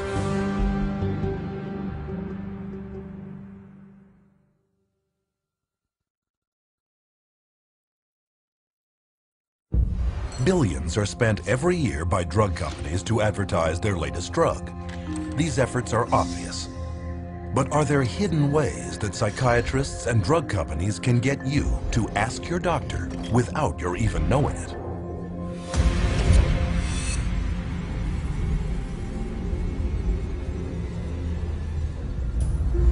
It might seem impossible that an appetite for psychotropic drugs could be created without one's even being aware of it. Could this possibly be true? Well, if you know what to look for, you will find drug marketing campaigns practically everywhere. In hospitals, programs promoting psychotropics air over closed-circuit television networks like the Patient Channel. You can find them in children's books such as Brandon and the Bipolar Bear, where a little boy is told that his feelings are caused by chemicals in his brain that can be controlled with good medicine. There are mental health awareness programs touring college campuses to promote mental health checkups. Another hidden promotion lured high school girls to a conference on eating disorders to pitch them Zoloft. Where do these campaigns come from? Many of them come from industry-funded front groups operated by psychiatrists, but posing as compassionate patient support groups. A group that's focused on people who get depressed, or these support groups. Those are all also funded by and driven by, in large part, the drug companies. The fact that they're being, highly funded by the drug companies puts into question, the information that they're providing. In fact, a recent global survey estimates that 2/3 of all patient advocacy groups depend on drug companies or device manufacturers for at least some of their income. Through media interviews, public service announcements, and promotional events, psychiatric front groups preach the message that at least 1/4 of everyone on Earth is mentally ill. You could be too, and there is nothing you can do about it short of taking psychotropics for the rest of your life. And of all the programs they use to get people onto these drugs, one of the most successful is the benevolent-sounding mental health screening campaign. But it all begins with psychiatrists and their very broad DSM-based screening questionnaires that cover common life situations such as sadness, nervousness, and occasional loneliness. Because the symptoms are so subjective and the way they decide to describe it, everybody's got depression. So then they started targeting the kids and doing this at schools, and they implemented it through the school process of coming to the schools and having depression screening days. People would come in and they'd fill out these questionnaires and, oh yeah, you've got it. Brought in quite a few new customers. But with statistics proving that more than 1/4 of those screened at thousands of screening sites later start taking antidepressants, it's hard to see screening as anything other than a spectacular marketing opportunity. One such front group, Screening for Mental Health Incorporated, sponsors national campaigns such as National Depression Screening Day, which uses simple quizzes to screen people for mental illness. But what is not revealed is that Screening for Mental Health has taken in a total of almost $5 million from at least 7 different drug companies, all makers of psychotropic drugs given to children. Of all demographics, these mental health screening companies especially target teenagers. Teen Screen is the biggest such screening program in the world, a U.S. national program targeting high school students under the guise of suicide prevention. Teen Screen was developed by Dr. David Schaffer, a psychiatrist with heavy ties to the drug industry. Teen Screen is a series of questions that take about 10 minutes for kids to answer. It's targeted at high school kids. On the Teen Screen case, it asks, do you sometimes feel like other people have an easier life, or, you know, do sometimes you feel bad about yourself and other times you feel good about yourself? Well, given where you are in that particular day and what's happened, you're going to answer that differently. Once this test comes back that the child answered it based on how his emotions were at that very moment, that information gets passed back to the school, possibly the guidance counselor, adjustment counselor, or the school counselor herself, and that child is then referred on to mental health agency. And studies now show that once in front of a psychiatrist, 9 out of 10 children are prescribed a psychotropic drug. Using alarming language and misleading statistics, Teen Screen attempts to frighten parents, fearful that their child may be suicidal. But a closer look reveals that this is not a suicide prevention program at all, but a drug marketing campaign. And this marketing and its wide diagnostic net creates a huge rate of what are known as false positives. By Schaffer's own admission, 84% of all students taking the Teen Screen test were falsely labeled as depressed or suicidal. Predictably, Teen Screen is viewed with suspicion by many parents. To get around this, Teen Screen personnel have offered school children such enticements as movie coupons or free pizza to motivate them to get their parent's signature on the consent form. To eliminate parental objection altogether, Teen Screen has even instituted a passive consent policy, whereby if the parent does not formally object in writing, the child is assumed to have gotten permission and is then screened. Typically, the permission slip that comes home is a permission slip that if you don't sign it, they will give the children the screening anyway. And for many who do complete the screening questionnaire, the results can be devastating. In Colorado, Teen Screen labeled over half of all school children as at risk for suicide, in spite of a government-documented teen suicide rate of less than 1 in 10,000. Far fewer odds than being struck by lightning. In fact, in the last decade, the American teen suicide rate has not risen, but has actually fallen by 25%.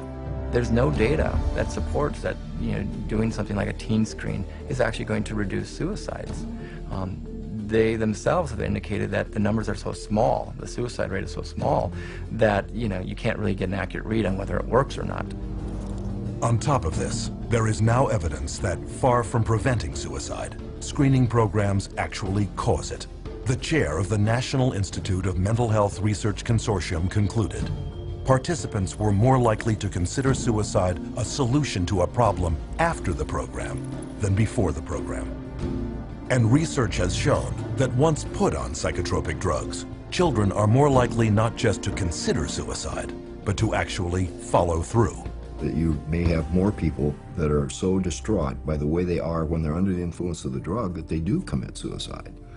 And I think it's entirely possible that they're not, instead of saving lives, they're going to be losing lives to suicide. With no evidence of effectiveness on one hand and a huge downside on the other, TeenScreen is still being run in 43 states at over 500 sites. But it is not the only screening program aimed at children. The Youth Risk Behavior Surveillance System administers a 35-minute test in at least 45 states. Yet another, Signs of Suicide Incorporated, has screened thousands of children at 3,500 schools across the United States. They too are heavily backed by pharmaceutical money. And so far, for psychiatrists and drug companies, it has been a great investment. Throwing out a net and doing a typical teen screen or any type of mass assessment, we now have increased our client population tenfold by kids who need to be either seen by a therapist and or seen by a psychiatrist. The internet is another rich source of new prospects. Take, for example, the Patient Health Questionnaire, a 16-item checklist that allows anyone to diagnose himself with depression within 8 minutes. One of the questionnaires developers was psychiatrist Dr. Robert Spitzer, the architect of DSM-3, and its copyright is owned by Pfizer, the world's largest pharmaceutical company, and maker of the antidepressant Zoloft. There is also a 2-question version that can take less than a minute to advise you to ask your doctor. Online screening questionnaires abound, testing such potential psychiatric disease categories as bipolar disorder, ADHD, narcissism, self-esteem problems, eating disorders, and sex addiction. We all have ups and downs because that's what normal life is. If you administer the screening on those times where you have down, you're going to be labeled as having a mental health issue. Where if you took the same screening later, you may not be, but you've already been labeled that way. And that's the danger of that. And labels last a lifetime. So far, screening campaigns have been limited to those willing to participate. But what if the screenings are no longer voluntary? Will this lead to increased drugging?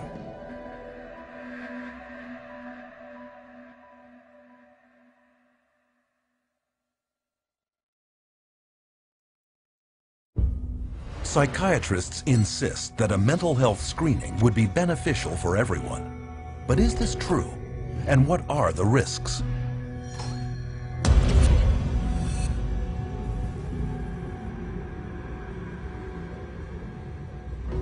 In 2003, a presidential advisory group known as the New Freedom Commission on Mental Health issued a comprehensive program that laid out its strategy for screening major segments of American society for signs of mental illness.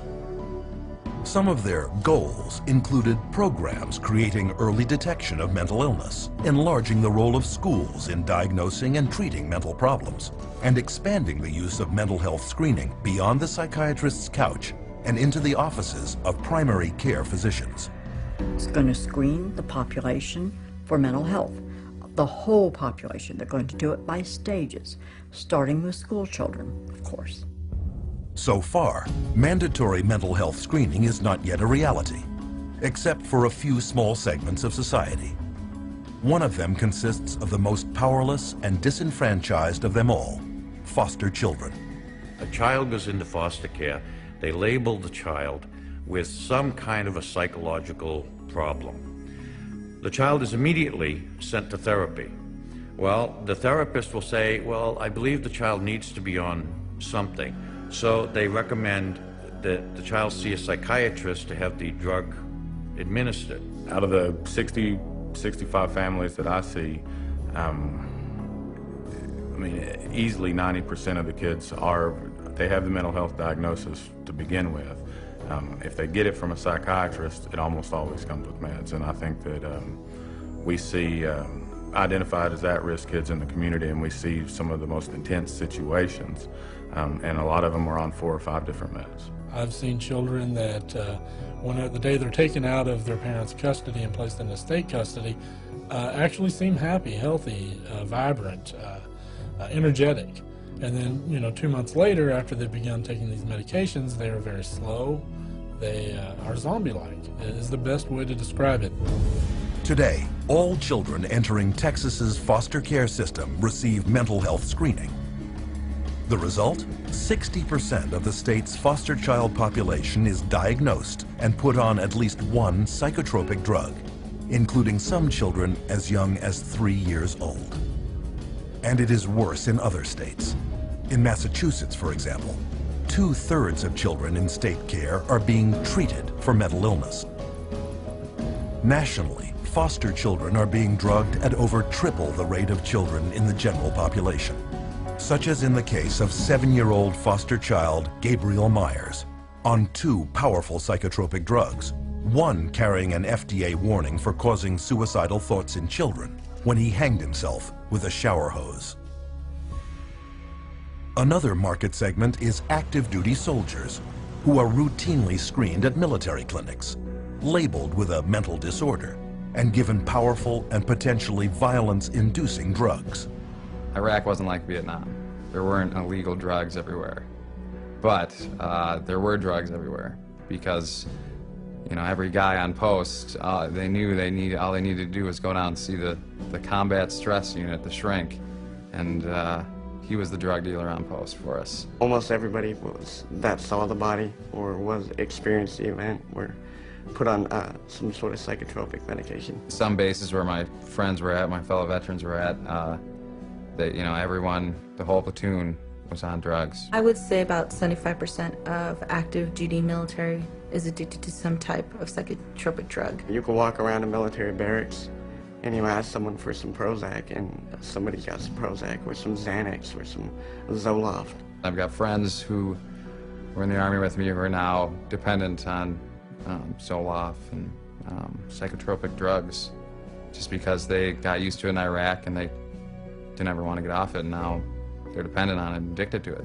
We have huge numbers of military people on antidepressants, and instead of the suicide rate going down, which you'd expect if the drugs were effective, the suicide rate is going up. This last January, we had more soldiers commit suicide than we had die in combat. And what's not being brought out much yet is the fact that the large majority of these soldiers were on these drugs. We're drugging the military at a rate we've never, ever seen before. And this is just the beginning. Military mental health screening programs are planned for 43 clinics in 15 bases throughout the United States, Germany, and Italy. Studies reveal that as many as 12% of those serving in Iraq and 17% in Afghanistan are on some type of antidepressant or sleeping pill. A total of 20,000 service members. But this number pales in comparison to the number of pregnant or postnatal women that could be drugged should mandatory psychiatric screening laws for them come to pass. When a woman is pregnant, right during the pregnancy, specifically right afterwards, her hormones are changing and sometimes raging.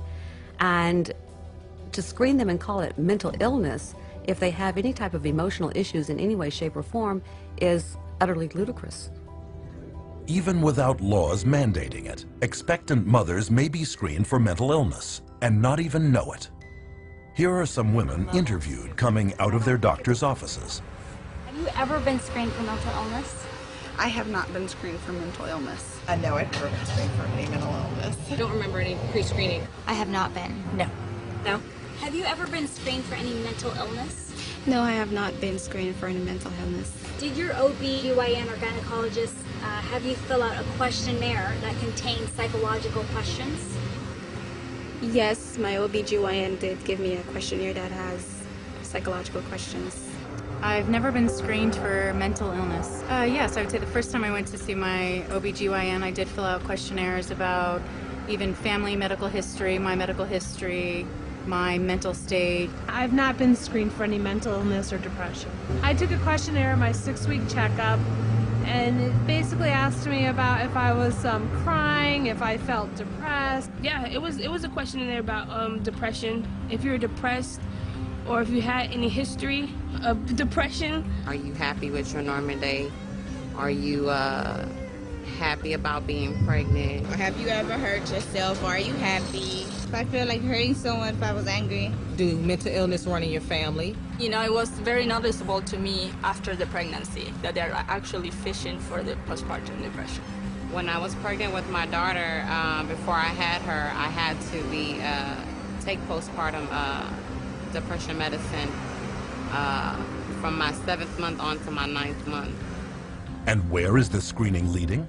To programs like a little-known drugging scheme originally formulated in Texas in 1995 called the Texas Medication Algorithm Project, or TMAP. TMAP is a program that was originated starting in the 90s, a collaborative group of doctors from University of Texas and the Texas Department of Mental Health and Mental Retardation. And what it was supposed to do was come up with the best practice for treating mental illness. Using research funding from 11 different pharmaceutical companies, this panel, dominated by psychiatrists, created a step-by-step flowchart that requires the prescribing of only the latest and most expensive psychiatric drugs for patients with mental problems. And if one psychotropic didn't work, doctors were obligated to try another expensive one. And if none worked, the next step would be electric shock treatment. But those running TMAP were hiding a major conflict of interest. They didn't disclose that the researchers that were all involved in creating this, almost every single one of them had financial relationships with the pharmaceutical companies. But Texas isn't the only state with problems of corruption. Alan Jones was an investigator in the office of the Pennsylvania Inspector General. I learned that these monies were all coming in to the state to support and to promote a program called TMAP, the Texas Medication Algorithm Project. And so my concern was piqued very quickly that there was at least one state official who might be inappropriately receiving and dispersing monies from drug companies. They called it PenMap, but it was based entirely on the TMAP model. Also very quickly, I learned that there were other state employees who were serving on advisory boards financed through various pharmaceutical companies, and other state employees who were accepting honorariums personally, directly, from drug companies for speaking in their state capacities or official capacities. That's a felony in Pennsylvania. I saw there was a much bigger picture and attempted to surface that bigger picture and was consistently told to back off. I was told that drug companies write checks to politicians on both sides of the aisle. Back off. You will not expand this investigation into the drug companies. Continued to press the investigation, much of it on my own time at this point. I became increasingly alarmed that all of the drugs recommended by the TMAP program were exclusively the new patented atypical antipsychotics for schizophrenia and all of the brand new patented SSRI antidepressants. None of it added up. When it became obvious to me that my investigation was not going to be permitted to continue, and it became obvious to the Inspector General's office that I was not going to stop, I was removed from lead investigator on the case. They threatened me with loss of career, with loss of job, with loss of reputation, essentially. Despite the investigation resulting in the conviction of Pennsylvania's chief pharmacist, TMAP and offshoots like PenMap spread throughout the country, generating billions of dollars in drug sales. But the psychiatric gravy train comes at great public cost. In 2001, TMAP and its children's equivalent CMAP bankrupted the Texas Medicaid program and the state's mental health and prison systems. So, what do we see in the final picture? A government-run, taxpayer-funded mental health screening program wherein every person judged by psychiatrists to have a mental illness is given powerful, dangerous, and expensive psychotropic drugs. And if they don't work, electroshock treatment. They're going to start with school children on the New Freedom Initiative. Then they're going to move it to senior citizen nursing homes. Then they're going to move it to, of course, military. And then parents. By the time you're 18, you've been screened in utero when you were an infant. You were screened as an infant when you first came out. You were screened in your daycare. You were screened then at school. You were screened at the pediatrician's office. You're screened in high school. You're screened over and over again. And to sit there and pass laws requiring that people be screened and drugged based on screening under state law or federal law is really, it's criminal. It should not be done. They're marketing this madness all over this country, and we are actually becoming an example for the rest of the world. So we're, again, the poster child, if you will, and so the rest of the world is spending more and more on drugs. I don't know that there was ever a time in the history of the world where people have been drugged to the extent of what we're seeing today. The reality is, if you look at the overall picture, I don't see these drugs helping us make a better society. We see it in the military, we see it in our children, we see it in the schools. These drugs are not working to make a better society.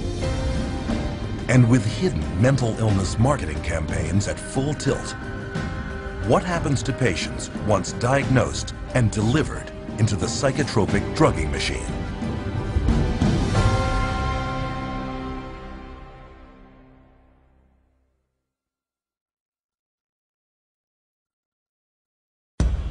If drugs are being sold as safe and effective by psychiatrists and drug companies, why is it that we are seeing an alarming increase in consumer-reported adverse side effects? What are psychiatrists not telling us?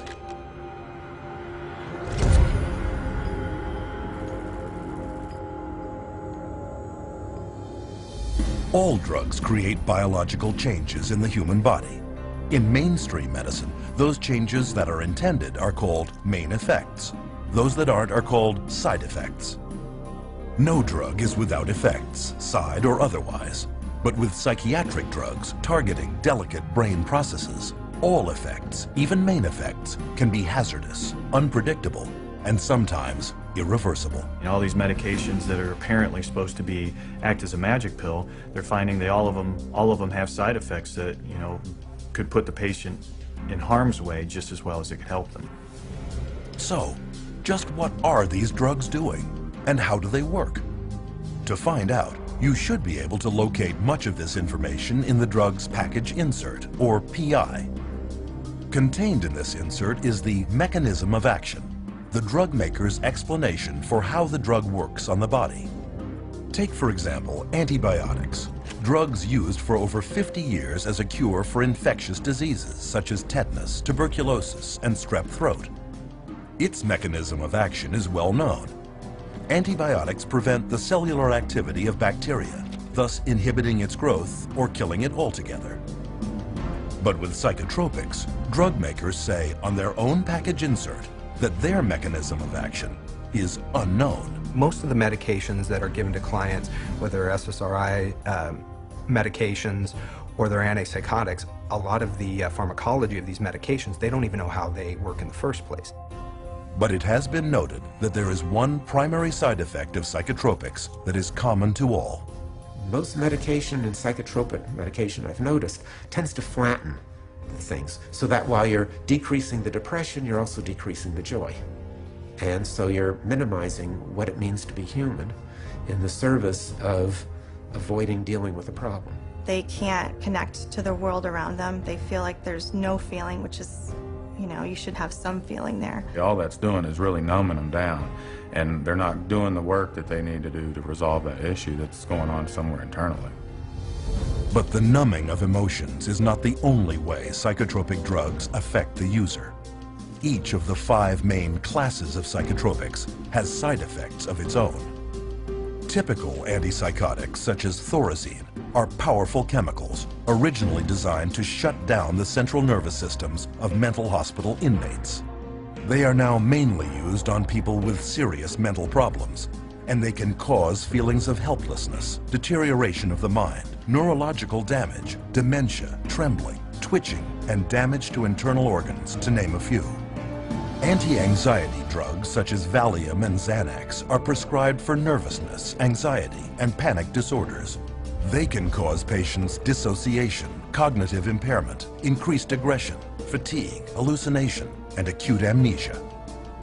They've got foggy thinking, they're bloated, they have weight gain, they're now diabetic. It's one symptom after another, all caused from the drugs that they're taking, and they don't realize it. Stimulant drugs like Ritalin, Adderall, and Concerta are mainly used for people with so-called attention problems, such as attention deficit hyperactivity disorder. These drugs are very addictive and can result in stunted growth, weight loss, manic behavior, heart palpitations, neurological tics, cardiac arrhythmia, gross brain shrinkage and malfunction, anxiety, insomnia, violent behavior, and even sudden death. Ritalin, a stimulant commonly prescribed to children, acts on the body in a very similar way to cocaine, but is far more potent. And recent studies show that it can cause permanent changes in children's developing brains. So you're going to have problems, and it is shown that some of these medications, particularly the stimulants that they're giving like Ritalin, Concerta, all the ADHD medications actually shrink brain tissue. They know that these psychiatric drugs destroy cells, destroy brain cells, shrink brain tissue. How can that possibly ever benefit anyone? It can't. That's the simplicity. It's not possible. Antidepressants are a fourth class of psychotropic drug. As their name suggests, they are used to treat depression and mood disorders. The list of side effects includes blurred vision, dry mouth, low blood pressure, internal bleeding, weight gain, sleep disturbance, seizures, impaired cardiac function, and psychosis. The most common thing that I see is the sexual dysfunction. So women having a hard time reaching orgasm or just finding that their libido is lower. And I see that with men as well. And the second most common thing I see is weight gain. I have to say it is not terribly uncommon to see a 40-pound weight gain with antidepressants. One study found that Paxil, a leading antidepressant, increases the risk of breast cancer in women by 7 times. Perhaps riskiest of all is the drugging of pregnant or postnatal women with antidepressants for depression. When the mother takes the drugs, the psychiatric drugs, or any type of drug in that, like an antidepressant or anti-anxiety or an antipsychotic drug, that's going to affect the baby as well as the mother, not just the mom, because the baby's going to get it straight through the umbilical cord, through the bloodstream. The drugging of pregnant women has led to a 20 to 30% hazard of preterm birth, brain damage, and lower fetal age at delivery, and nearly triples the risk of severe birth defects. And the antidepressants have been shown to cause something called PPHN, which is a heart problem in newborns. And I think it's criminal to be giving medications to women knowing that their babies are going to be at risk. When mom takes Paxil, she can have a baby born with sometimes they have the limbs are missing. It's called limb reduction. They can have cleft lip. They can have serious heart defects, missing chambers, or the arteries in the wrong place. And also can be born with the organs growing outside of the body.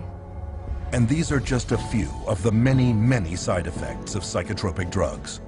Among the top 3 best-selling antidepressant drugs, called SSRIs, there are 1,817 possible side effects associated with Prozac, 2,194 with Zoloft, and 2,497 with Paxil.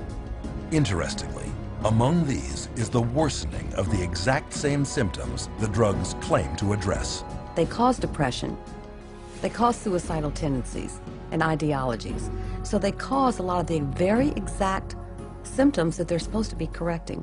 They're being treated for depression with a product that's going to create depression. They're treating for a psychosis with something that's actually going to create or has the potential of creating a psychosis. Atypical antipsychotics, one of the newest classes of psychotropic drugs, are used mainly on adults and children diagnosed with bipolar disorder. They are also known as mood stabilizers. Though launched with storied claims as miracle drugs with little or no side effects, atypical antipsychotics have recently been exposed as creating severe weight gain, diabetes, coronary heart disease, acutely irregular muscle movement, pancreatitis, and delirium. Though the new antipsychotics were originally approved only to treat schizophrenic adults, over a 7-year period, prescriptions for children jumped 5-fold to an estimated 2.5 million prescriptions. And this drugging is coming with serious consequences. You know, I've seen kids who have had significant weight gain on some of the antipsychotics, where they were pre-diabetic. You know, they've had, you know, changes in some of their cardiovascular functioning.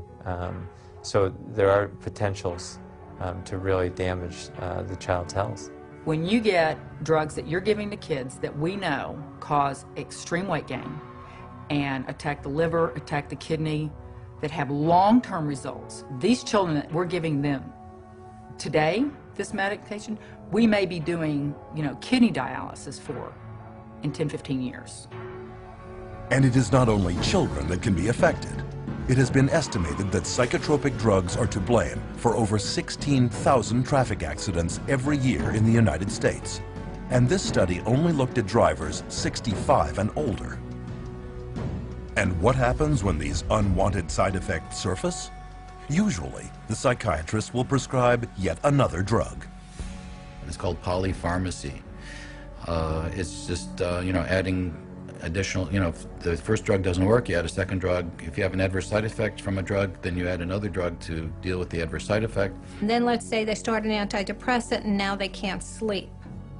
So in order to counteract that, they'll be given a sleeping pill. Then a tolerance builds up. So they might now need another drug because they're now at a tolerance level of the first drug that it's no longer creating the, quote, expected or helpful result. It's not uncommon to see people 5, 6, 8, 9, you know, psychotropic drugs. And there's absolutely not a shred of research that supports that these drugs can be used safely and effectively in combination.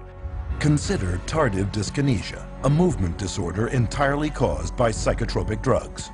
For 20 years, beginning in the 50s, psychiatrists failed to inform patients about the link between tardive dyskinesia and antipsychotics, such as Thorazine and Haldol. By the time psychiatrists admitted the truth about their pills, thousands had been permanently crippled. Even today, tardive dyskinesia has developed in 73,000 older adults, and drug-induced Parkinsonism has appeared in 61,000 more. But this class of psychotropics is far from the exception. Reports are now surfacing that today's atypical antipsychotics and antidepressants, such as Zoloft, are causing widespread tardive dyskinesia, sometimes within months of first use. But psychiatrists and drug companies continue to dispute this damning new evidence and go on prescribing these drugs, even to children.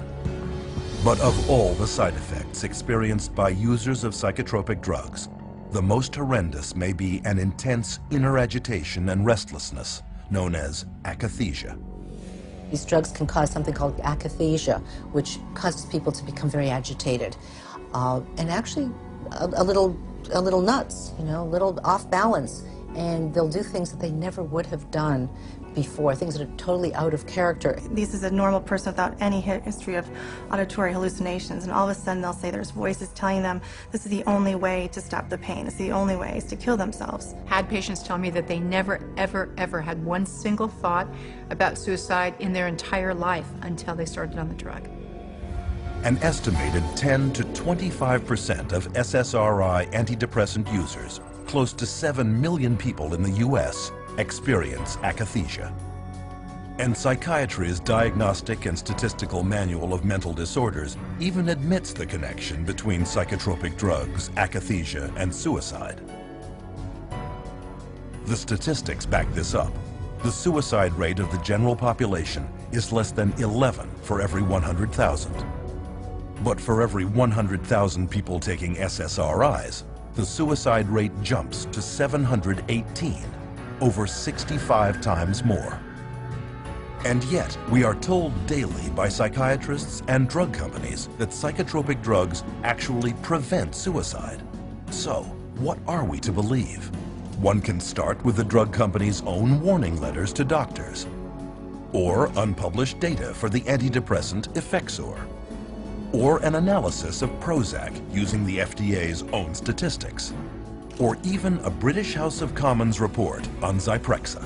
Of course, not everyone commits suicide, but the huge volume of other side effects can be horrendous. The medication that the psychiatrist prescribed me made me feel awful. Constant headaches, constant nausea, wanting my skin to turn inside out, just feeling like bugs were crawling all over me all the time. It made me feel like all slow and like sluggish and stuff. Like when somebody would ask me something, it would kind of like take a minute, like, what? These drugs have affected my heart.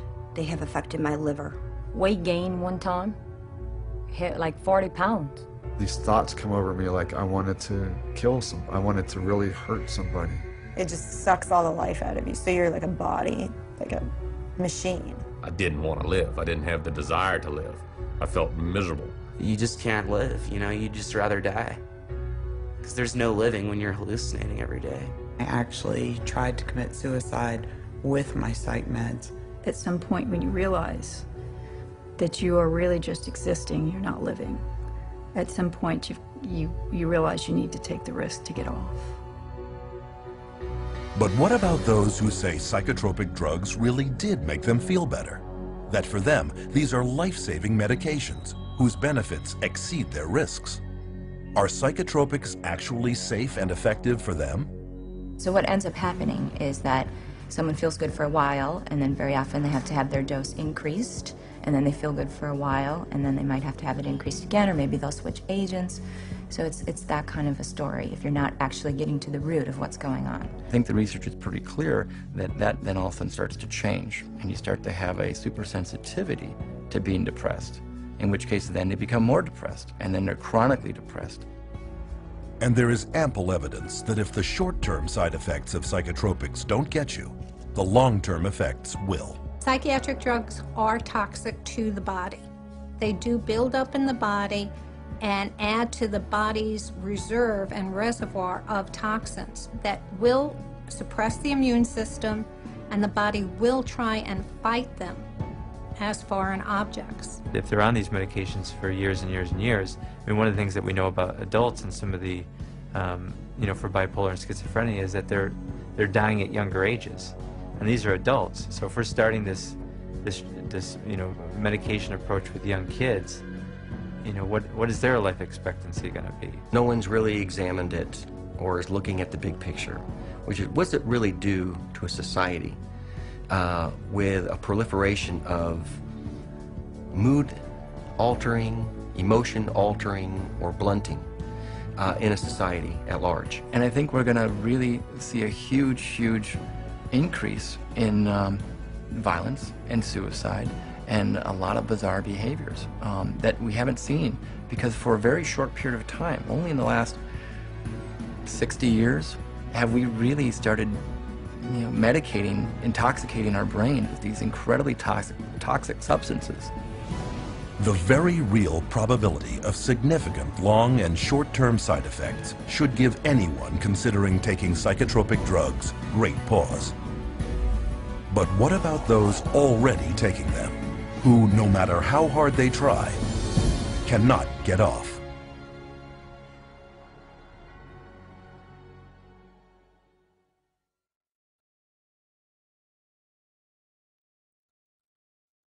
Psychotropic drugs have long been noted for having a multitude of physical and emotional side effects that many simply cannot live with. But if side effects from psychotropics are so bad, why do some people continue to take them?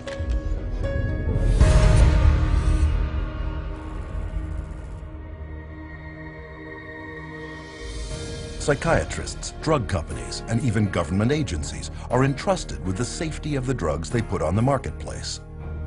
And while they will reluctantly admit to most side effects of psychotropics, there is one more that they almost never mention. Every single one of these drugs are addictive, psychologically and or physically addictive. They change your body's makeup, you change your body how it reacts to things.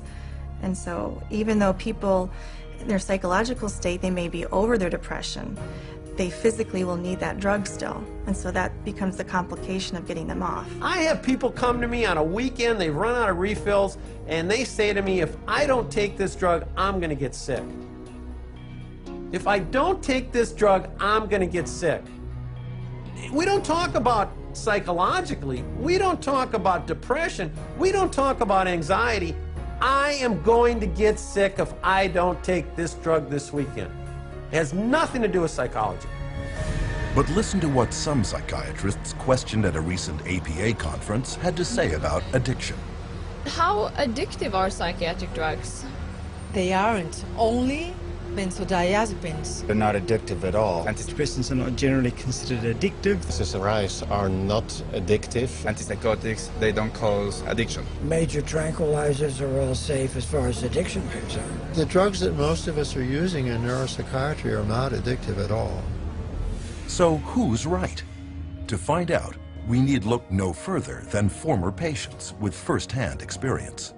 The psychologists and psychiatrists, I went to both. They never told me that they would be addictive. They would cause me to have these thoughts. For sure, the psychiatric drugs I was on was addicting. Within six months to 9 months, I was hooked. Boy, Xanax had a hold of me. I mean, I was going through a bottle of pills every 3 or 4 days. I lost my job over it.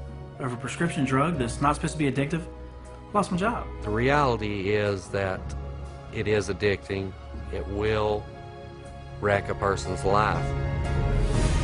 This conflict on addiction all comes down to a definition of words. Most people think of addiction as an uncontrollable psychological or physical need for a certain substance. But not psychiatrists. They define addiction as the craving of a higher and higher dose of the same drug, while the uncontrollable need to keep taking a drug is categorized only as dependence. This is why psychiatrists will not admit that their drugs are addictive. In their definition, a very small percentage of people become addicted.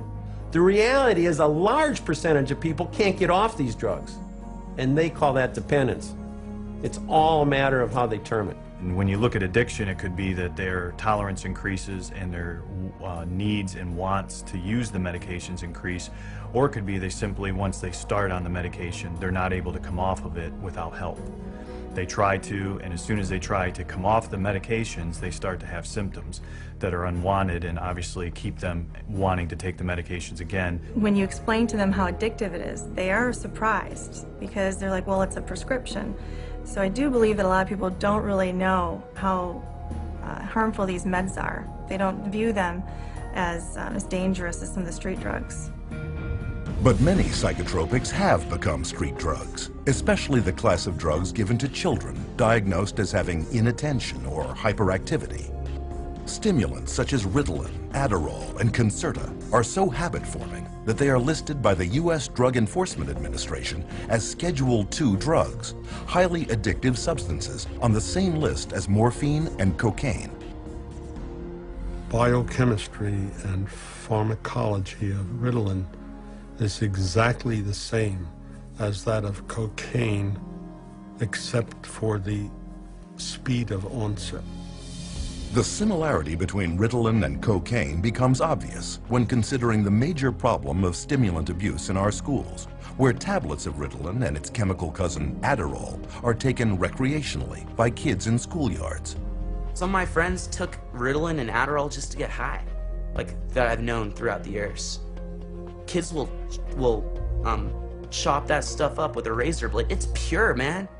Pure drug, you know, that's why kids like it. They'd chop it up with a razor blade and snort it. My cousin Sammy had this Ritalin and we would eat it and we'd be able to stay up all night and play video games. It was pupils would dilate. It was just outrageous. Matter of fact, in 8th grade, I got kicked out of school 3 days before it let out for selling Ritalin and actually snorting lines in the back of the classroom. So yes, sir, it definitely caused me some problems there, and I definitely had people buying them from me. Yes.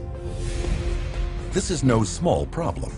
In 2006, researchers discovered that more than 7 million Americans had misused stimulants, with 75,000 American teenagers and young adults becoming addicted every year.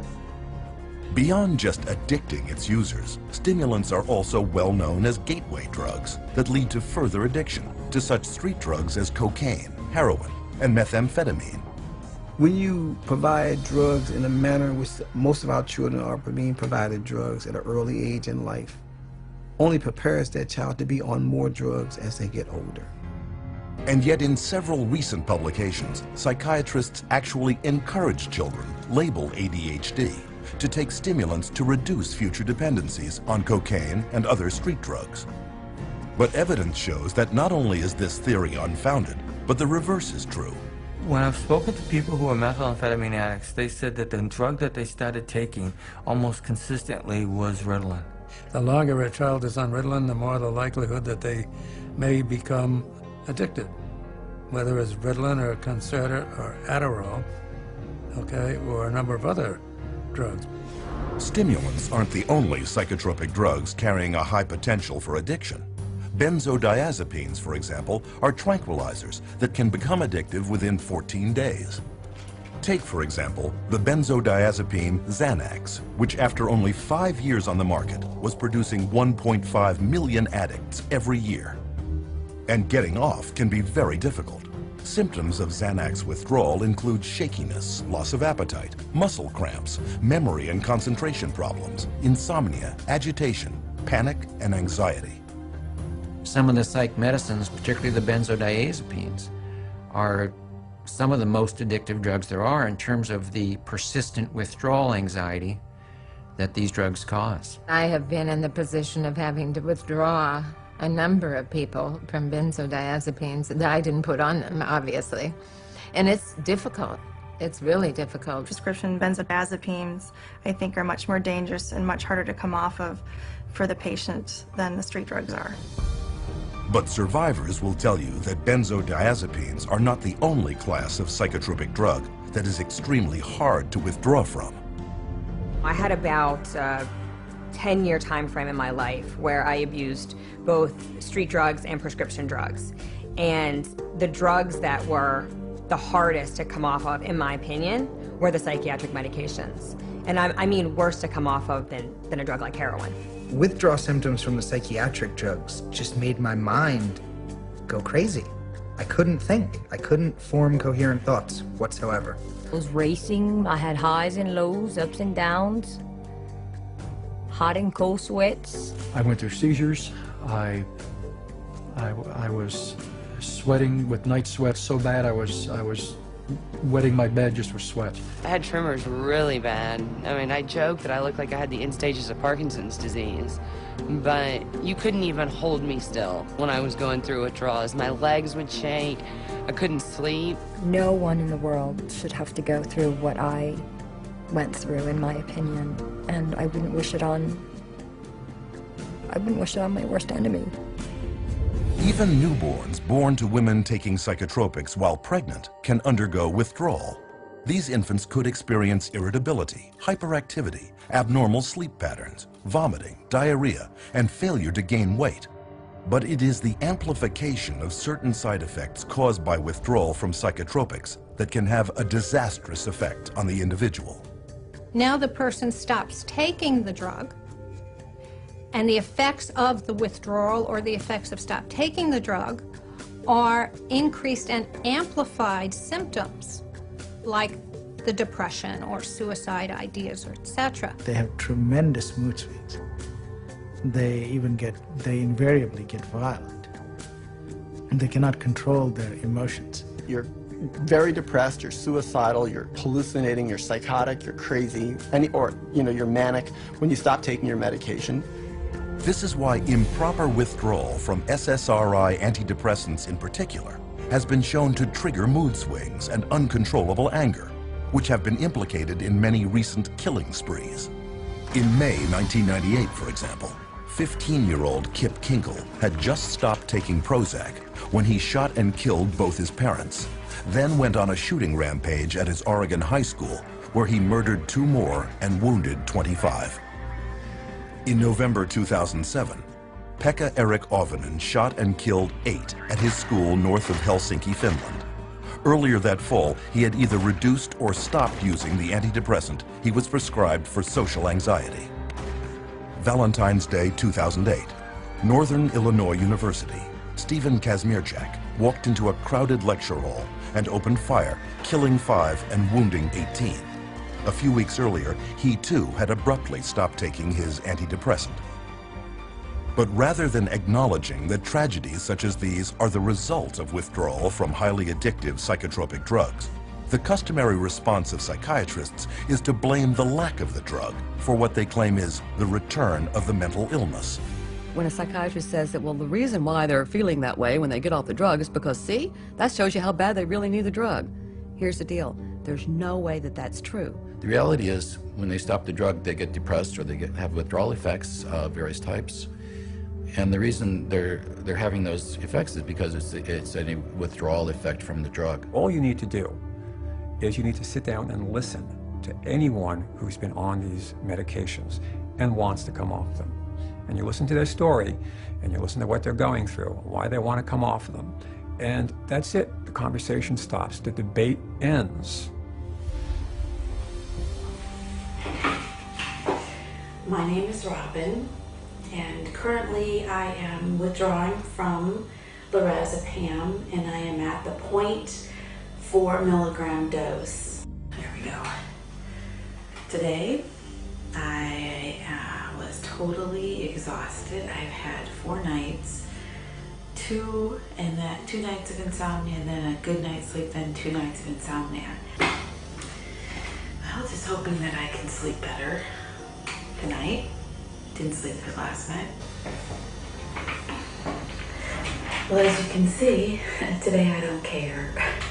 I did not get ready, and my wave went down. I'm down in the valley today.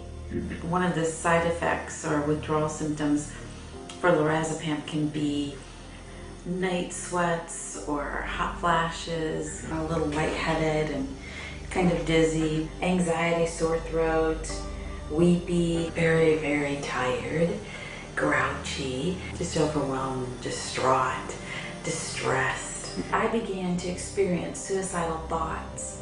I think I've said a little bit to my husband, but he was already worried enough. This is really the first time I'm saying something about it. I feel like I could have a nervous breakdown. You know, there are just times like I hit a brick wall and I can't do it anymore. It's going to take another, maybe 18, 19, 20 weeks to get off of it. And that is very overwhelming to me. I'm weary today. And this is how I used to be for many weeks with lorazepam. And that's the hardest thing, is you are trapped into living it out the way you have to live it out in order to be safe. So that's frustrating. I just want my life back. And that's where I am today. It took months for Robin to wean herself off just one of her psychiatric drugs. And addiction specialists agree that slowly withdrawing is the only safe way. You just can't cut people off from these drugs. Sometimes it can take up to a year or more, depending on the person and how long they've been on the drug and how we wean them off. You can't stop these drugs cold turkey. No. I would never advise anybody to just stop them. They need to be under the care of a medical practitioner. When some of my patients come in and they talk to me about getting off of the psychiatric medications, I really caution them not to just stop their drugs cold turkey, because that can really send them into a tailspin. The data is right there. It's going to cause the symptoms that it causes. It's going to have withdrawal effects. And they know it. There's not a psychiatrist that doesn't know it. And yet psychiatrists tell us that psychotropic drugs are the only way to keep people from insanity and alleviate mental distress. But is this really the case? Or are there other choices, effective, inexpensive, and drug-free, that could accomplish all the empty promises left broken and unfulfilled by psychiatry?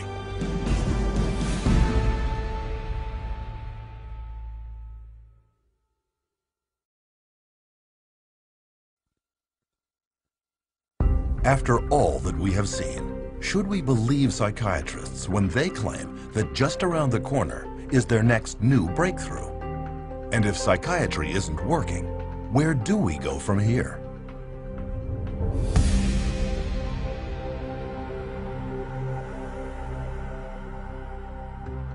When we look over the landscape, one question becomes clear. How can anyone trust psychiatrists with their mental health? Even psychiatrists interviewed at a recent convention of the American Psychiatric Association readily admit they have no answers. What is the answer to mental illness? That's too broad of a question to answer. The answer to mental illness? I don't think there are any answers to mental illness. You still need a better answer than the one we have now for mental illness? I can't even understand the question. There's no real answer. You can't. These are like chronic problems. You can't just cure somebody. Since psychiatry has no answers, how do we care for those with very real and severe psychological problems? There are, in fact, many, many answers, but you will never hear about them from psychiatrists who prescribe psychotropic drugs. One solution was the Soteria Project, formed in 1971 by Dr. Lauren Mosher, then head schizophrenia researcher at the National Institute of Mental Health. Lauren Mosher developed this program, through NIMH to look at this, because they were starting to have in the research a debate about whether the medications were actually being helpful or whether they were actually causing some problems. They would create a community-based center where people diagnosed with schizophrenia could go. It was going to be non-drug oriented because he didn't believe that psychiatric drugs were the answer to schizophrenia. It provided a place to where there could be people there who would be supportive and be there during the time they have a crisis. Instead of medicating them, be there with them and help them through it. And the results were staggering. Soteria residents did significantly better than their peers who were on drugs, with far fewer readmissions. The success of Soteria House proved that understanding and compassion could relieve mental turmoil far better than psychiatric treatment, and without the nasty side effects. But despite this, Dr. Mosher's breakthrough would soon be utterly rejected by a psychiatric community dependent on psychotropic drugs and pharmaceutical money. In Dr. Mosher's 1998 resignation letter to the American Psychiatric Association, he wrote, "Psychiatry has been almost completely bought out by the drug companies. We condone and promote the widespread use and misuse of toxic chemicals that we know have serious long-term effects.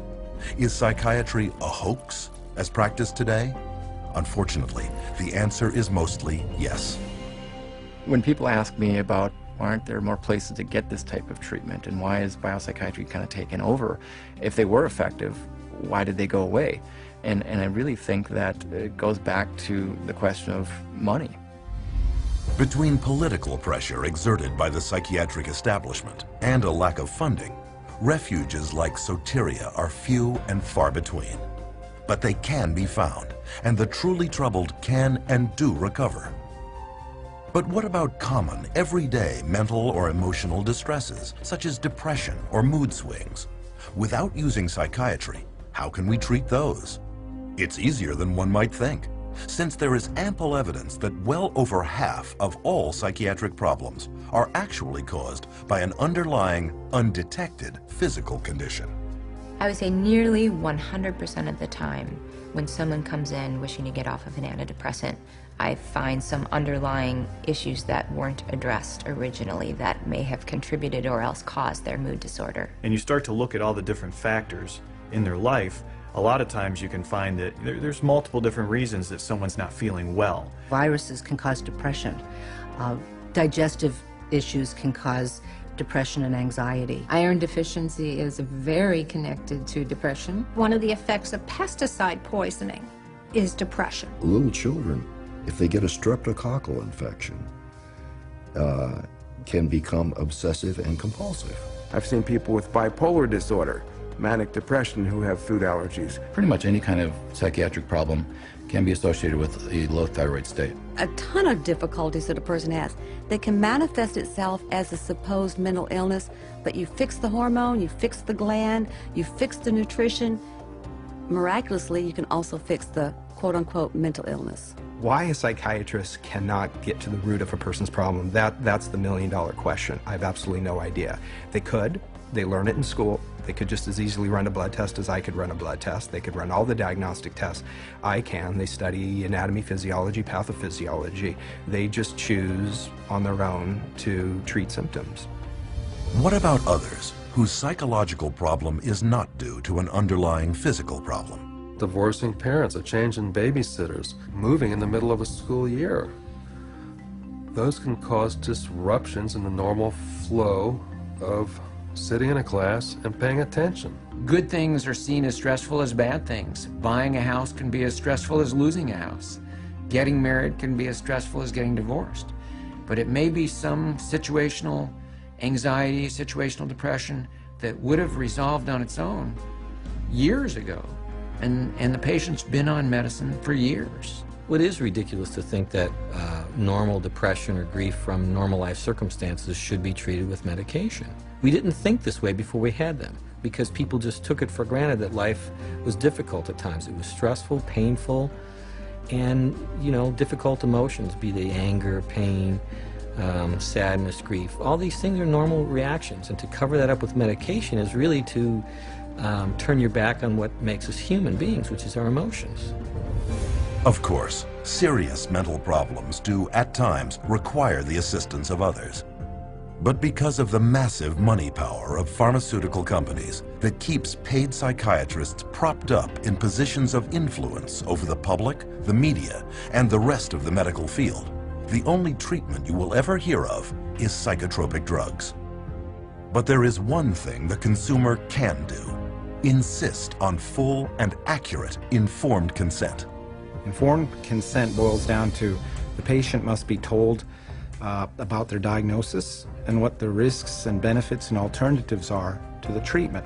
Risks and benefits and alternatives to the treatment, risks, benefits, and alternatives to not treatment. So what are the key points of informed consent when it comes to psychotropic drugs? 1. Psychiatric disorders are not actual diseases requiring medical treatment. 2. There is no scientific proof that psychiatric drugs resolve or cure any mental problems. 3. Psychiatric drugs mask symptoms and come with severe short and long-term side effects. 4. Psychiatric drugs can cause dependency and addiction. 5. Most mental problems are caused by an underlying physical illness. 6. No matter how severe the emotional or psychological distress, there are many effective options that do not involve psychiatric drugs. Unfortunately, these points are rarely told to patients. I have over 2,000 clients, and I can honestly say 100% of them that have come to me, it has either been suggested that they take psychiatric drugs or they actually have taken them. And probably 70 to 80% have actually fallen into the trap and taken the psychiatric drugs because they didn't know what else to do. 50% of patients who are not treated for depression come out of it on their own without any therapy. Okay, that's never on an informed consent, but it is a fact. So, there's never a full informed consent. But the truth is coming out. 14 U.S. state laws now severely restrict the psychiatric labeling and drugging of children. And a 2004 federal law prohibits school personnel from forcing parents to medicate their sons or daughters with psychotropics. Meanwhile, the U.S. Food and Drug Administration has slapped their black box warning label on antidepressants for suicide in children and teenagers, and another warning on stimulants for heart attack, stroke, and sudden death in people of all ages. On another front, psychiatric survivors are now successfully pursuing legal remedies for the crippling effects of psychotropic drugs.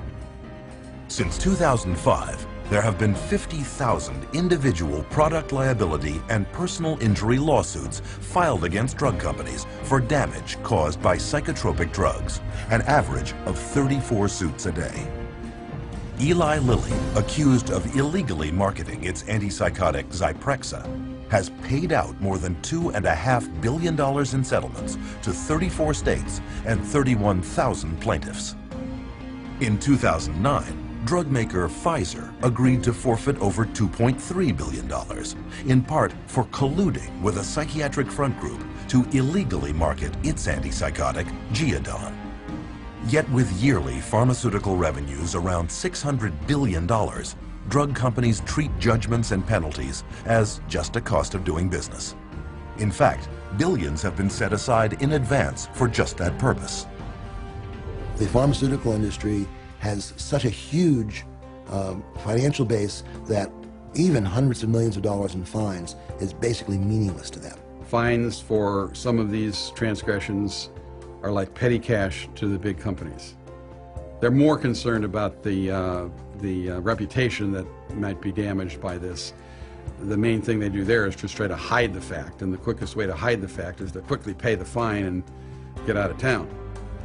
And this opens the door to enterprising attorneys, but they have to be prepared. Lawyers need to understand that they do not receive adequate scientific training to conduct these cases by themselves. They need to gather together a team of experts who will help them to do these cases wisely and well. And then other people will begin to see the rates of success that we have had over the last 12 years doing what I call science-intensive litigation. You have to go to the experts in the field and say, okay, you know, bring your expertise to bear, come to court, and tell people what you know. I have found that there's an overwhelming number of people that when they see the atrocities that have occurred with psychiatry and the way people have been treated, they are very willing to come over and testify against psychiatry and testify against techniques that are being used. The court system is just one area where people are speaking out. You too can help by sharing this documentary with coworkers, clients, patients, friends, and loved ones. In doing so, you will answer our final question. What can I do to protect our world from the scourge of psychiatry and psychotropic drugs? Get the facts at cchr.org.